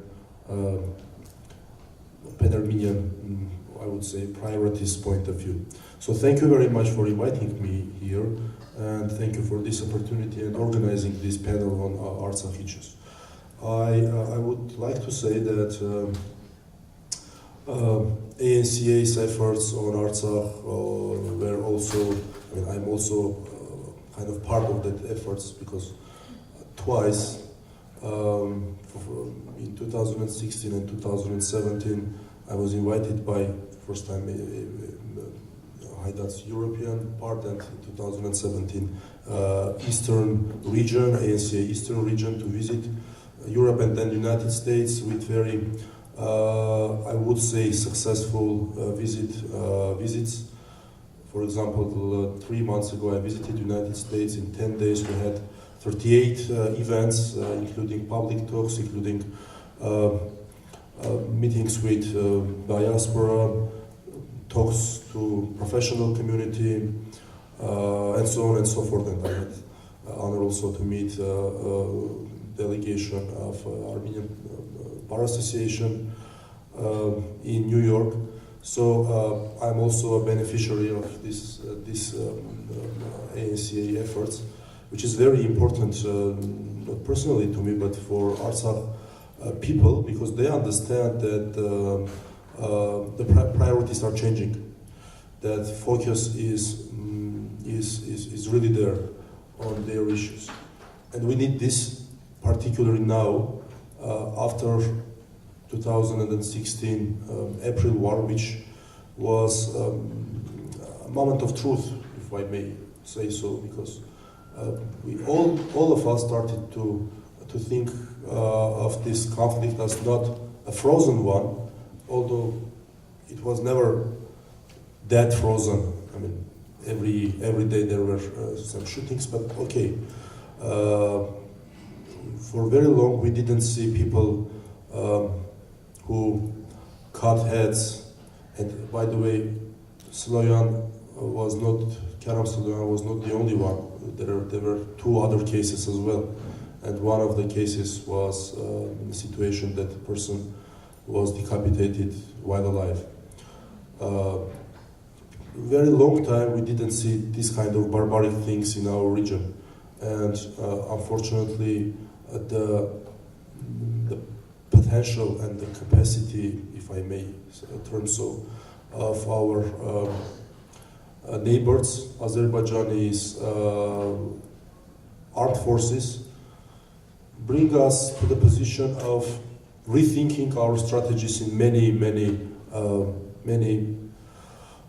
areas, including human rights area, including the area of presenting Artsakh Republic to international community. And this is one of the reasons that I was invited by Nagorno-Karabakh Parliament in the end of April 2016 to think about moving to Artsakh and assuming position of Human Rights Ombudsman, which is, I will describe, I'm sure that most of you could be not so aware of this position, which is a very European position, and you can find ombudsmen throughout all the Europe, to take this position and to try to work on human rights issues of Nagorno-Karabakh. I was very quick to agree, and I think that I may have many other positions. I had some other positions in my life, but I think that this position would be the most honorary one that I would ever get, because we are talking about things and about injustice that few people talk in the world. And we in Artsakh are not calling international community to give us privileges. We are calling international communities to give us equality, equal opportunities as all other nations in the world. We are talking about rights, regular human rights, which are the core concept of the whole Artsakh movement that Ara very rightly mentioned that about 30 years ago it started. It was not started as a purely nationalistic national movement, let's say, national movement. It was started very connected to human rights issues. And it's under reported part of Artsakh movement, by the way. when you go to Artsakh and talk to ordinary and regular people, you will hear many stories of discrimination, of injustices in the Soviet era, and that's why everything started. It couldn't have started other way around. This is a human rights issue, and I am going to just remind very briefly that in the time, most prominent human rights activists in the world, including Andrei Sakharov of Russia and others, were very solidly and soundly talking about rights of Nagorno-Karabakh Armenians to regain their political ties with Armenia proper. And unfortunately, things were not so peaceful as many people were imagining, and now we have 25 years of frozen conflict and 150,000 people living in Artsakh Republic, children, elderly, and every day they know and they understand that every day full-fledged war can break up. And by the way, the very recent report of International Crisis Group, very influential organization which tries to cover all the conflicts in the world, British one, was very alarming. They published their report a week ago on 1st of June. And their main message is that right now, the risk of full-fledged war in Nagorno-Karabakh is highest after after 1994, when three sides of this conflict, Armenia, Azerbaijan, and Nagorno-Karabakh, signed a ceasefire agreement. So this is very serious. This is very serious, not only because some part of international community is alarming, and not because we saw in April that Azerbaijani army is able to make barbaric acts, but because of Armenophobia in Azerbaijani society, which is the main cause of this situation in Azerbaijani society. Unfortunately, our neighbors put this concept into the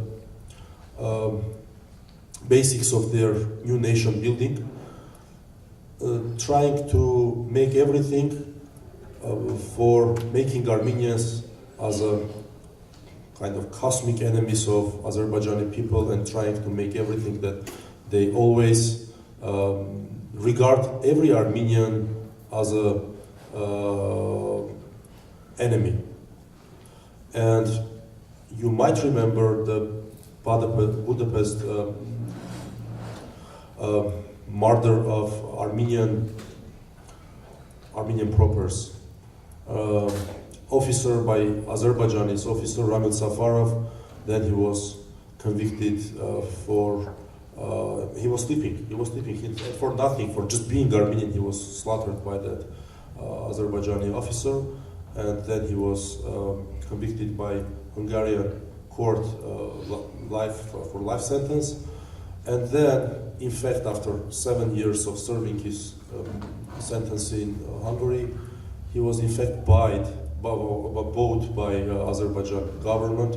It was kind of transfer of a prisoner, but in fact it was not, because right in the air he was pardoned by Azerbaijani President Ilham Aliyev and was given all the military ranks, and he is now regarded as one of the most important heroes of Azerbaijan. And having this kind of hero is very alarming. I would say that very openly, if some Armenian makes something close to that, killing an unarmed person when he was in sleep, a person who did nothing, he's just an officer, I don't think that Armenians would say that that's a good thing to do. I mean, that's not normal thing, and that's why many countries up to now condemned that event. But that was a landmark event for Azerbaijan society, and after that, a whole wave of Armenophobia started. I mean, it's not the beginning, but it was a new wave of Armenophobia. And my counterpart, my colleague in Azerbaijan, human rights defender of Azerbaijan, very interestingly said, and it's a quote, that Ramil Safarov is an example for Azerbaijani youth. He's a human rights defender. I'm not talking about Minister of Defense, I'm not talking about other political people, I'm talking about human rights defender who says that Ramil Safarov, what did Ramil Safarov is example for Azerbaijani youth. And that's why after several years in 2016 we saw how people took that example, and that's really very alarming, and we need to take this very seriously.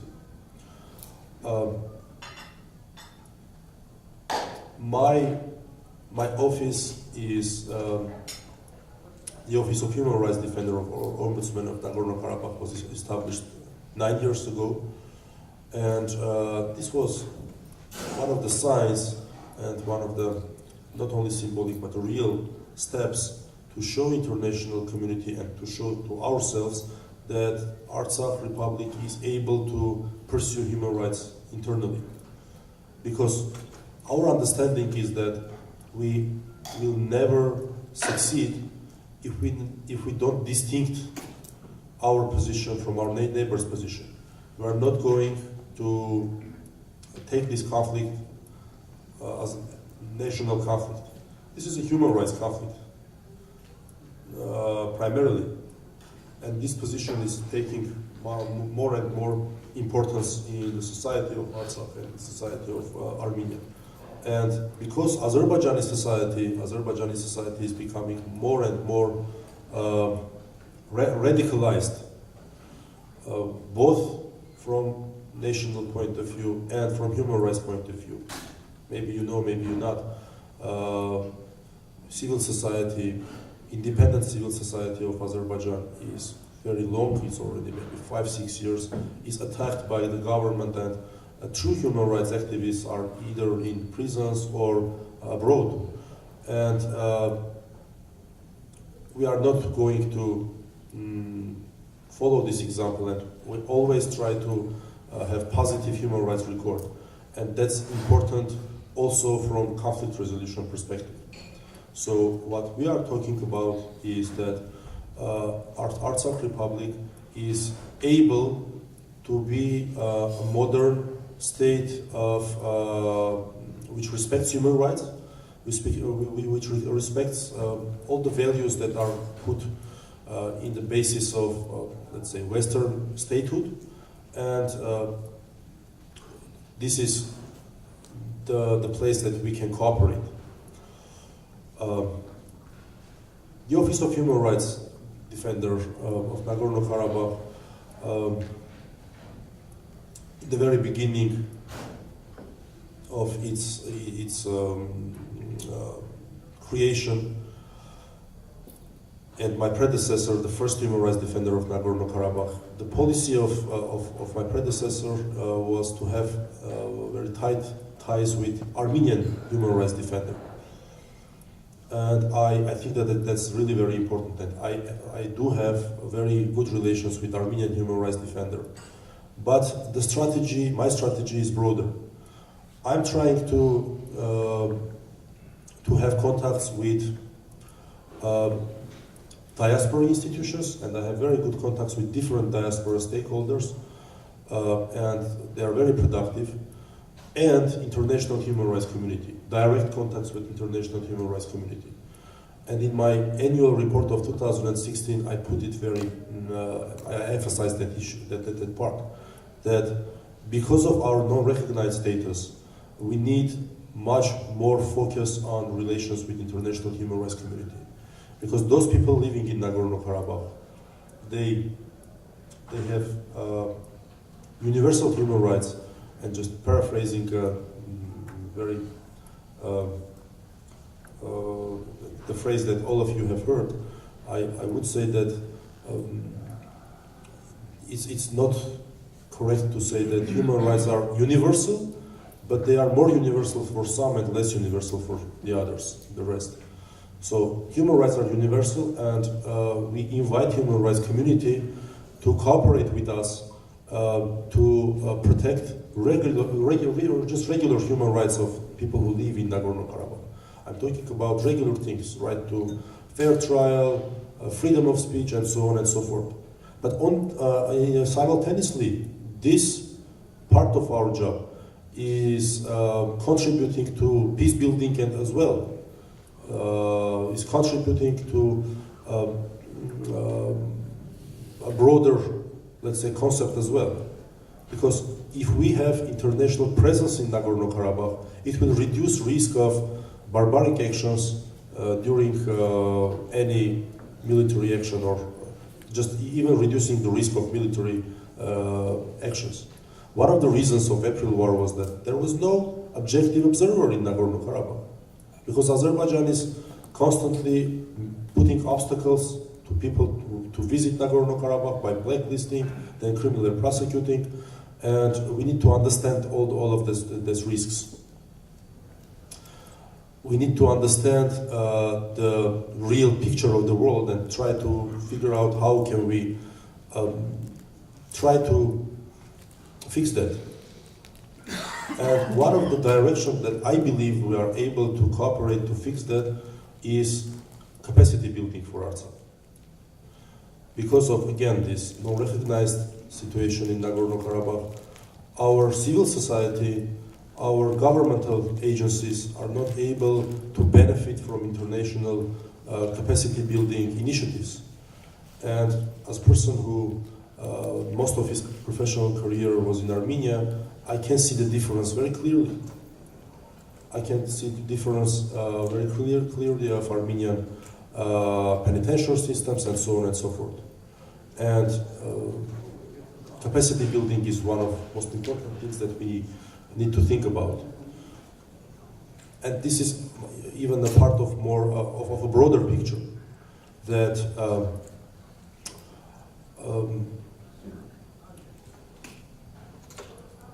when we talk about Nagorno-Karabakh and we talk about people living there, the broader picture is that we need to kind of look at this issue from a broader perspective of Hyrenic and Spuk relations. And fortunately, many people now regard Spuk as people who first of all have networks, connections, and professionalism, and not the people who first of all have financial resources. I will be very clear here. This is very important to have this kind of trust related relations between Hyrenic and Spuk. And we understand that if we have a dialogue and if we speak to each other, we will be successful. And this is one of my missions here, to spread this word of my willingness to cooperate with diaspora structures and in particular with Armenian Bar Association, taking into account the networking abilities and professionalism of this organization. We can discuss, and I think that the time is very short and I'm not going to talk about it. We have discussion with my colleague Ashvanian, and maybe she would talk about that very in details. But main thing that we can cooperate is in this area of helping Artsakh society be stronger. And just in the end of my speech, I would like to say that notwithstanding anything, the people of Artsakh, the people of Armenia are very determined to defend our homeland. For us, Artsakh is a part of homeland, and it's not a territory which is just a territory or a part of disputed territory, something legal or other argumentation. No, this is a part of homeland, and we Armenians understand what is homeland. And after 2016, this determination was proved also by new generation. I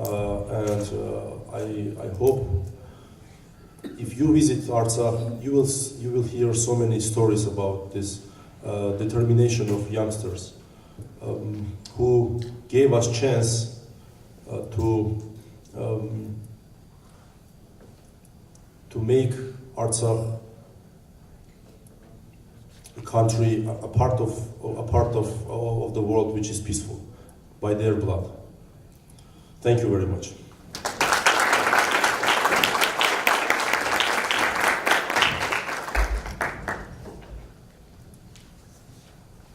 Thank you, Ruben. Organizations like Human Rights Watch, Amnesty International, have they visited Artsakh, or are they plans for a delegation to visit Artsakh? This is one of the issues that I'm trying to kind of fix and cover. No, in recent years they don't.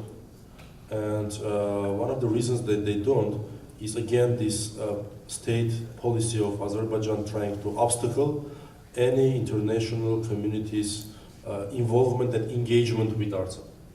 And if we talk about international organizations like intergovernmental organizations, we could somehow understand that Azerbaijan as a government has its say there. But when we talk about international human rights community members, especially international human rights community members who are so prominent and so well known, like Human Rights Watch, Amnesty International, Freedom House, then I cannot understand their position. But this is their position now, and we need to work on that direction as well. And that's certainly something that could be added to, let's say, the ANCA's agenda in pursuing this to engage the international human rights community. Ruben mentioned Andrei Sakharov. He was one of the most renowned Soviet dissidents. And at the time of the Artsakh movement and the war, he said, for Azerbaijan, Karabakh is a matter of prestige. For Armenians, it's a matter of life and death. And that concept continues to this day, 25 years later. And it is truly impressive to see a new generation of Armenians in Artsakh who are willing and ready to carry the torch because it is our homeland. Our next presenter, Amy Ashvanian, whom I had the pleasure to meet this morning, but her experience with Artsakh is actually very interesting and promoting of the study of law and that in Artsakh, and we're going to hear from her. She is a 12-year deputy district attorney in the Los Angeles County District Attorney's Office, currently assigned to the Hardcore Gang Division. She specializes in prosecution of extremely violent criminal street gangs.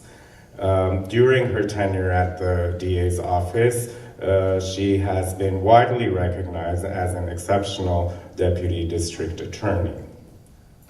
She was born in Soviet Armenia, and her commitment to the ideals of impartiality, fairness, and adherence to the rule of law come from the fact that the education system in Soviet Armenia was so much kind of directed toward the indoctrination of people within the totalitarian communist regime, and from a young age she has kind of battled that, and then at the age of 17 with her elderly parents she moved to the United States without speaking a word of English, but as she began to be fluent she enrolled in Glendale Community College and also had a job at a bank.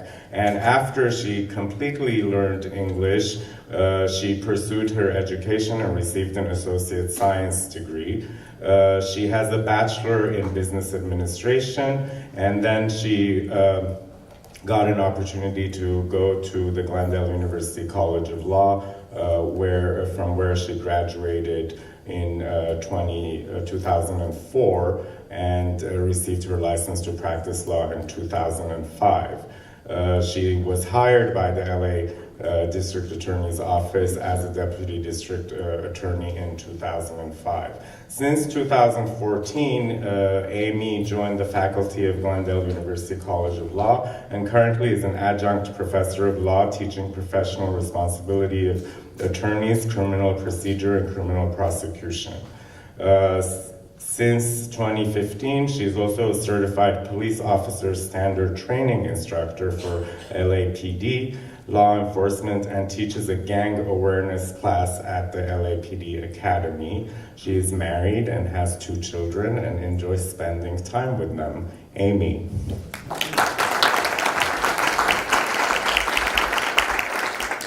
Thank you, and good afternoon, all. I'm extremely humbled and honored to be amongst the distinguished guests such as Nora and Ruben, and thank you to the Armenian Bar Association for having me as a guest speaker this afternoon. And I think between Nora and Ruben, they have very nicely laid out the foundation of why Artsakh is such a painful reality for all of us Armenians in diaspora or in the Republic of Armenia in Artsakh. And I think part of my being here and talking to you this afternoon isn't so much what happened in Artsakh in April, but the networking and the efforts of developing and straightening the legal system in Artsakh.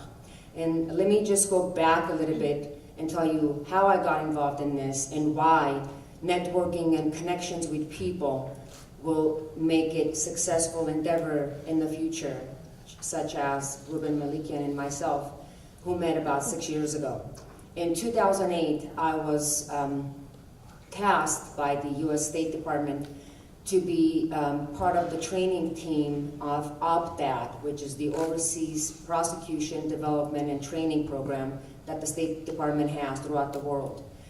Unfortunately, as both Nora and Ruben indicated, because Republic of Artsakh has not been recognized internationally, State Department ends with Republic of Armenia. So any funding or any programs that Ruben himself personally was a beneficiary for in the last 6-7 years stopped with Armenia. I joined OPDAT because, as Ara said, I have deep compassion for Armenia since I was born and raised in the Soviet Armenia where there was corruption and totalitarian communist regime. So part of me coming here to become an attorney was to help out Armenia in any way, form, or shape I can. So I literally jumped in the wagon and I said, put me on, I'll help out. And from that, the last 8-9 years, I've gone back to Armenia twice a year and hosted delegation from Armenia, Republic of Armenia, twice a year, which included a delegation back in maybe 2011 or early 2012 when Ruben Melikyan came as part of the Cassation Court from Republic of Armenia, and I was part of hosting that delegation. And that's where I met Ruben, and we became colleagues, and then ended up being almost best friends by last year. And when I visited Armenia last year in 2016, it was about a month and a half after the horrific tragedy of April events. And every time I visit Armenia, one of the first people I see and talk to is Ruben Melikyan. So when I sat down with Ruben, after congratulating him for getting a position of the human rights defender of Republic of Artsakh, I knew back in 2011 when I met Ruben, he was going to be someone and get somewhere very soon, because his intellect and his compassion for doing the right thing was very evident when him and I started together in drafting the Criminal Procedures Code of Republic of Armenia in 2012. I saw in him what I was always striving to see, as Mahatma Gandhi, I think, was the one who said, be the change you wish to see in the world. And this was Ruben Melikyan back in 2011, 2012, when I could see that he was striving to make Republic of Armenia's criminal justice system a a better system, a more sound system. So when I met with him in 2016, now after having helped Republic of Armenia for over 8-9 years, one of the first things he said was, I need your help to do what you've been doing for Republic of Armenia in Artsakh. And the first thing I told him is, Ruben, State Department would not fund any of this, but I'll put my time and my dime on it because I care about Artsakh. Like Ara said, my paternal grandmother is from Artsakh. And when I first went to Artsakh, I took my 2 kids. And my kids were born and grew up in the United States. So for them, Qarabakh was always this war zone. They thought I was taking them back to Iraq, maybe. So when they landed, they got to Stepanakert. My son, who was 8 or 9 back then, he looked around and he said, Mom, are you sure we're in Qarabakh? And that's one of the things that put me in the perspective of, this is what I want to do now. I want to help Republic of Artsakh in any way I can to make it a sound legal system. Why? Because we can have independence. We can have it recognized. But without a sound legal system, we're nobody. And where do we start with the sound legal system? Well, schools. Unfortunately, we can't do any change overnight because people in Artsakh, just like people in Armenia, have been indoctrinated for the last 70, 80 years with the Russian legal system. And it will take baby steps, but we will take those baby steps. Because we have now seen in the last 10 years, more so than prior, how Armenia's legal system has changed. How Republic of Armenia has what's called Miranda rights. They don't beat the crap out of you to get a confession anymore. You actually have a right to get a lawyer. You have a right to remain silent.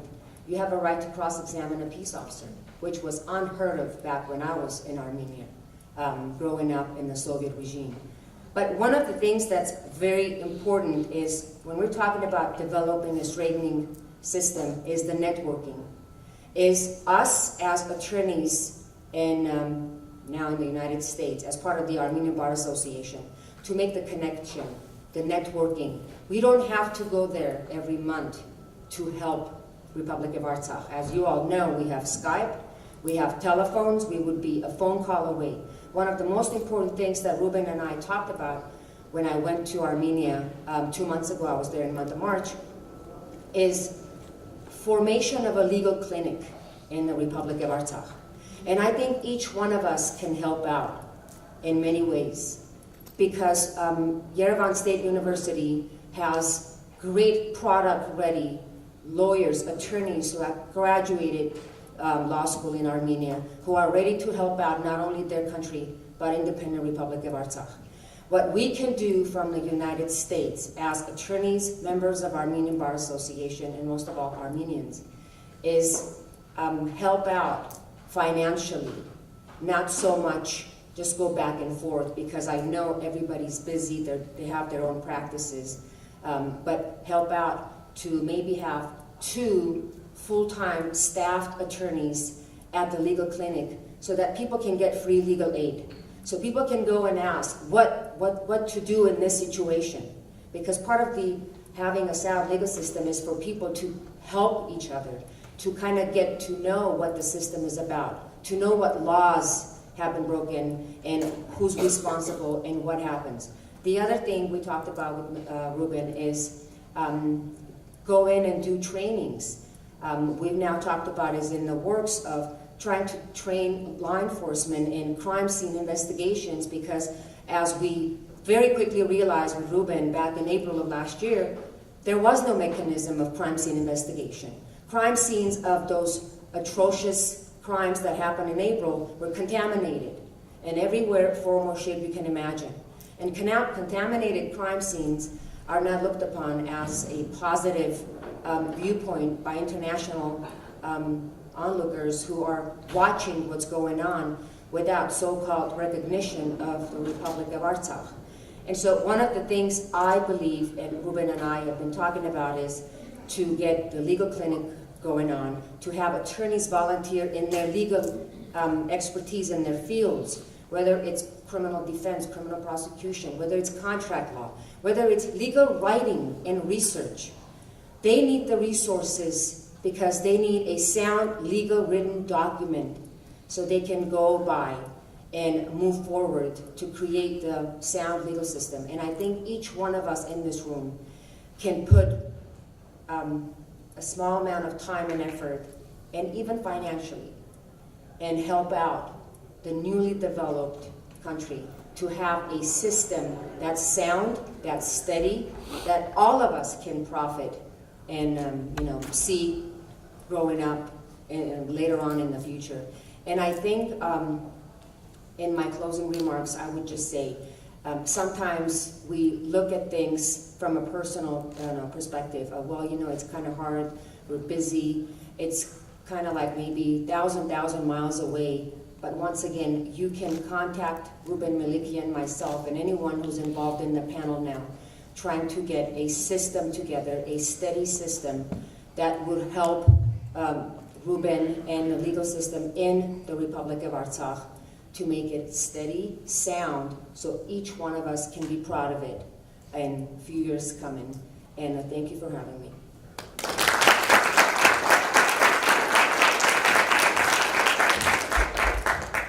Thank you, Amy. That was, when I learn something new, it makes my life more interesting. And that was fascinating about not having the crime scene capabilities of the atrocities that were committed. How long would it take for a system like that to be in place in a place like Artsakh? I wish I had a magic number of, in about 2 months, we'll have experts ready to go in Artsakh. No, it takes a little bit longer time since, as I just said earlier, because some of those investigators have been embedded and indoctrinated by the Soviet system. For someone like us to go back in and say, wait, we're going to have to do things differently, they don't take it with open arms. So there's strategy of trying to reform it in not so straightforward, but in subtle ways, and we can achieve results in about a year or so with constant training and conferences and looking over the works that they do, and with constructive criticism, with positive feedback and reinforcement, we can have it done in a very short amount of time. Great. I'm also tasked to keep the schedule moving. So, does anyone have questions from the audience? Yes, go ahead. This is a question for Mr. Melikyan. Can everybody hear me? Okay. My name's Alice Yardom Hunter. I'm an immigration lawyer, and I work on behalf of the Los Angeles County Bar Association's immigration section directly with the Ombudsman to the Department of Homeland Security in Washington, D.C. We have liaison meetings on an annual basis and more intimate meetings, and we're trying to move toward having dialogue between anti-immigrant groups and pro-immigrant groups, with the Ombudsman maybe in the middle. Now, you're the Ombudsman, yet from a defender's office. The function of an Ombudsman, to my understanding, which is very little here in the United States, we don't have much of this, as you said, is to be impartial. And so my question is, if Artsakh is to have credibility on the world stage, is the understanding of the function of Ombudsman in a defender's office something that you may be able to explain for us? Because for me, it seems contradictory to be an Ombudsman as well as an advocate. Thank you. That's a very important question to understand the office. The term which we can find in Constitution is human rights defender. But in fact, European term, ombudsman, as you're aware from your perspective, need to be, of course, impartial. And one of the characteristics of ombudsman is being impartial. I'm not an advocate. This is very important. I'm not an advocate. I'm not making legal cases. What I'm doing is fact-finding, reporting, and communicating with state authorities and also in different cases with international stakeholders about human rights issues. I will bring a couple of very brief examples.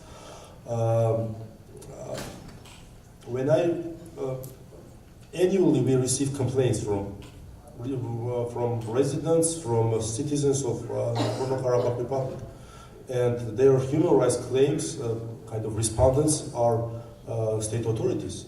And we are trying to be kind of mediators from unbiased perspective. On the other hand, when we have this conflict, we cannot deny our presence and our inclusion into that conflict resolution issue, because there was nobody in Nagorno-Karabakh in 2016 to start fact-finding. I started that. And the report that I produced, I made all my efforts to make that report as qualified as it's possible. One can say that, okay, I'm Armenian and that's why it cannot be 100% impartial, which I agree. But if there would be anybody else, I would step down. And on the other hand, I do my best to ensure human rights not only of Armenians but also Azerbaijani, who are now, for example, under custody in Nagorno-Karabakh.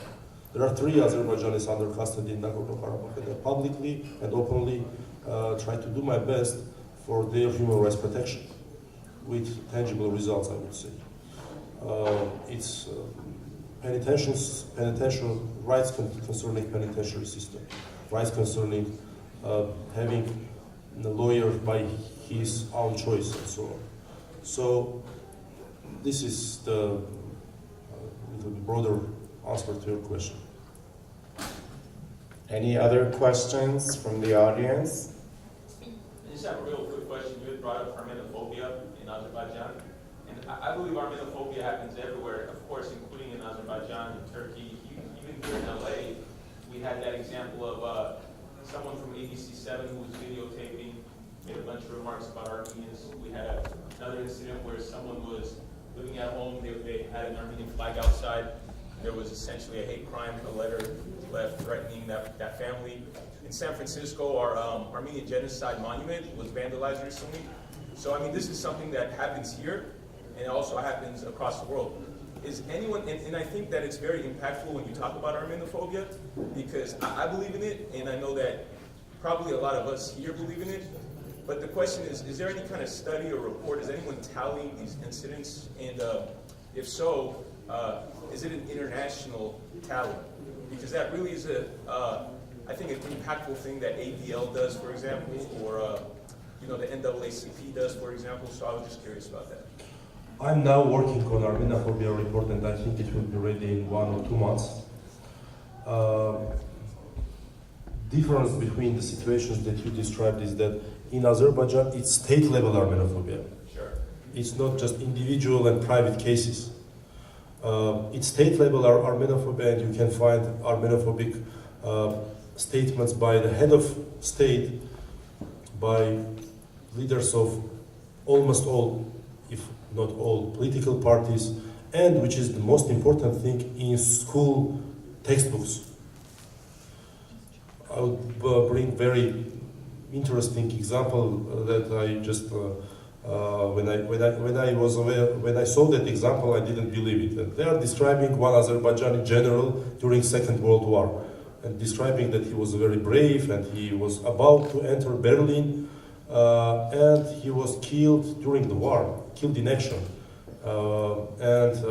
Then the author of the textbook says, who knows? Maybe he was the victim of World Armenian something and something. So there was nothing, just no evidence, nothing. But in every possible way, they try to blame Armenians for every evil that they see in their, from their window. This is a very important issue, and we need to alarm about Armenophobia, which is driving force for every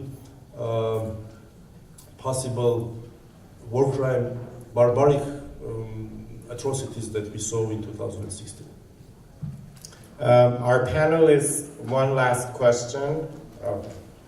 Two last questions. So my understanding is one of the reasons that the Republic of Armenia has not recognized Nagorno-Karabakh or Artsakh, their independence, is not to enrage or incite Azerbaijan. What I'm hearing from you is they're already enraged, they're already incited. The bellicose statements have been going on for the last 20 years and even increasing. Society is radicalized. If the Republic of Armenia is not going to fight for the independence and recognize the independence of Artsakh, who is? I would say, I need to say first, in the very beginning, that I'm not a politician and I cannot talk about Armenian policy. But what I can guess is that there are negotiations in Minsk group and maybe something was negotiated to do or not to do. Maybe, I cannot say. And if my colleagues have something to add. Maybe the ANC can comment on that. Yeah, please. I also cannot speak for the Armenian government, but I agree with your position. As a matter of fact, in every single meeting that we as the ANCA and I personally have been involved with, in meeting with the Minsk Group and ambassadors, mostly the U.S. ambassador, but sometimes the others as well. This is an issue that we've raised, and they've always said, well, it's up to the Armenian government. The other issue that we've raised along the same lines is why isn't Artsakh at the negotiating table? Why is Armenia negotiating on behalf of the people of Artsakh? It's the people of Artsakh who have declared independence, and it's the people of Artsakh who are fighting to maintain independence and running their own country. There's no reason why they should not be at the table. And once again, the response from the Minsk Group ambassadors has always been, well, that's something that nobody has brought up. Armenia believes that it is capable of representing the interests of Artsakh at the negotiating table. So that's all I can say in terms of imparting information, but I can't speak to the policy, and obviously we at the ANC advocate for exactly what you're saying. One short remark, I'm sorry.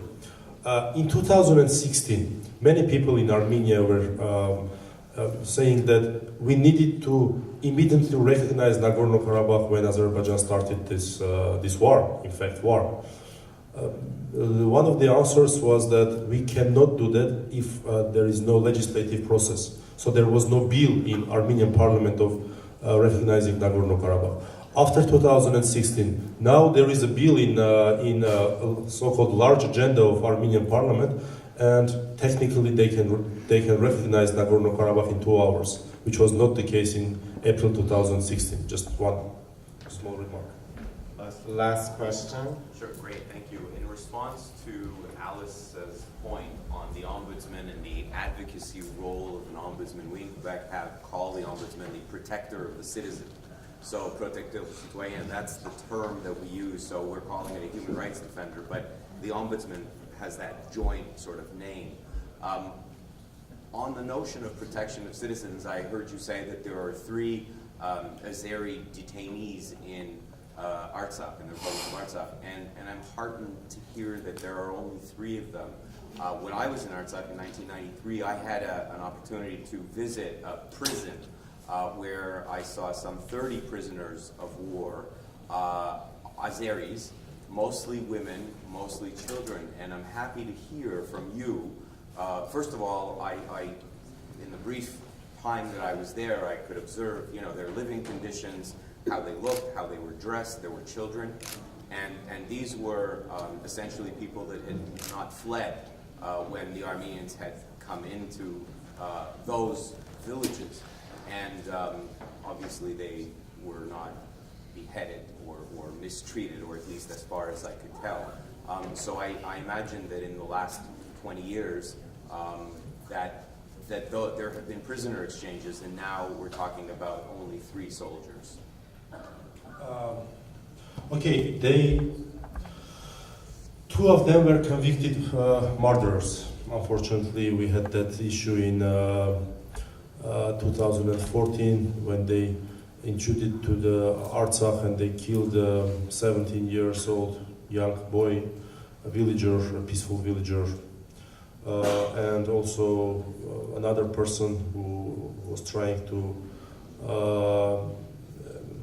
in the end of their being in Artsakh, trying to have contact with them. So they are now serving their sentence in Shushi Penitentiary. And the third one was a soldier who was captured in the beginning of February, trying to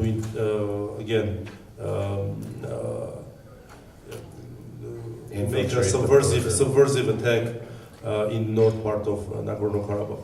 When I visited the last one, I made a statement, and by the way, it was not easy statement. It was the first one, that kind of statement, calling on international community, saying that I'm ready to not only ensure his human rights in general, but also to ensure his right to have a lawyer by his choice.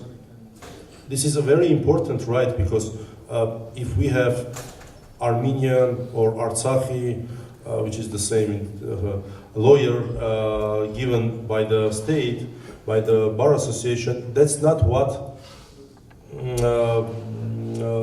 can be seen as something impartial. You can send anybody. And this word was circulated through international human rights community. Send anybody to defend this person's rights. And I would say that there was no reaction. And Republic of Artsakh was ready to have good international lawyer who came to Artsakh to defend the rights of Azerbaijani soldier. That would be very good for Artsakh. And I'm happy that political leadership of Artsakh understands that.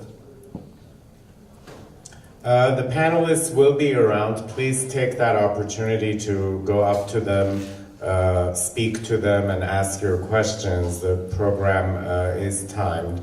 But look at the reality. Ruben pointed out that the role models for Azerbaijani young people are people like Ramil Safarov, the axe murderer. We're fortunate that our role models are valiant soldiers who are protecting our borders, and young people like Ruben, who are experts in their field, are highly educated and highly driven to advance the cause of justice and human rights, not just necessarily for Armenians, but from a universal perspective, which is key to our cause as we're looking at it from a larger perspective. Thank you to all three of you. This was, for me, a very informative and interesting panel, and thank you for your patience, and thank you, the Armenian Bar Association. Thank you, Ruben, Ara, Nora, and for raising our level of consciousness on this important matter of Artsakh's future. It's a cause of our time, and so we're very grateful for you to be here today, and we have a little gift for each of you. It's a book about Armenia, pictures and history and art, and so there's one for each of you. And again, thank you so much for joining us today on this very special panel. Thank you.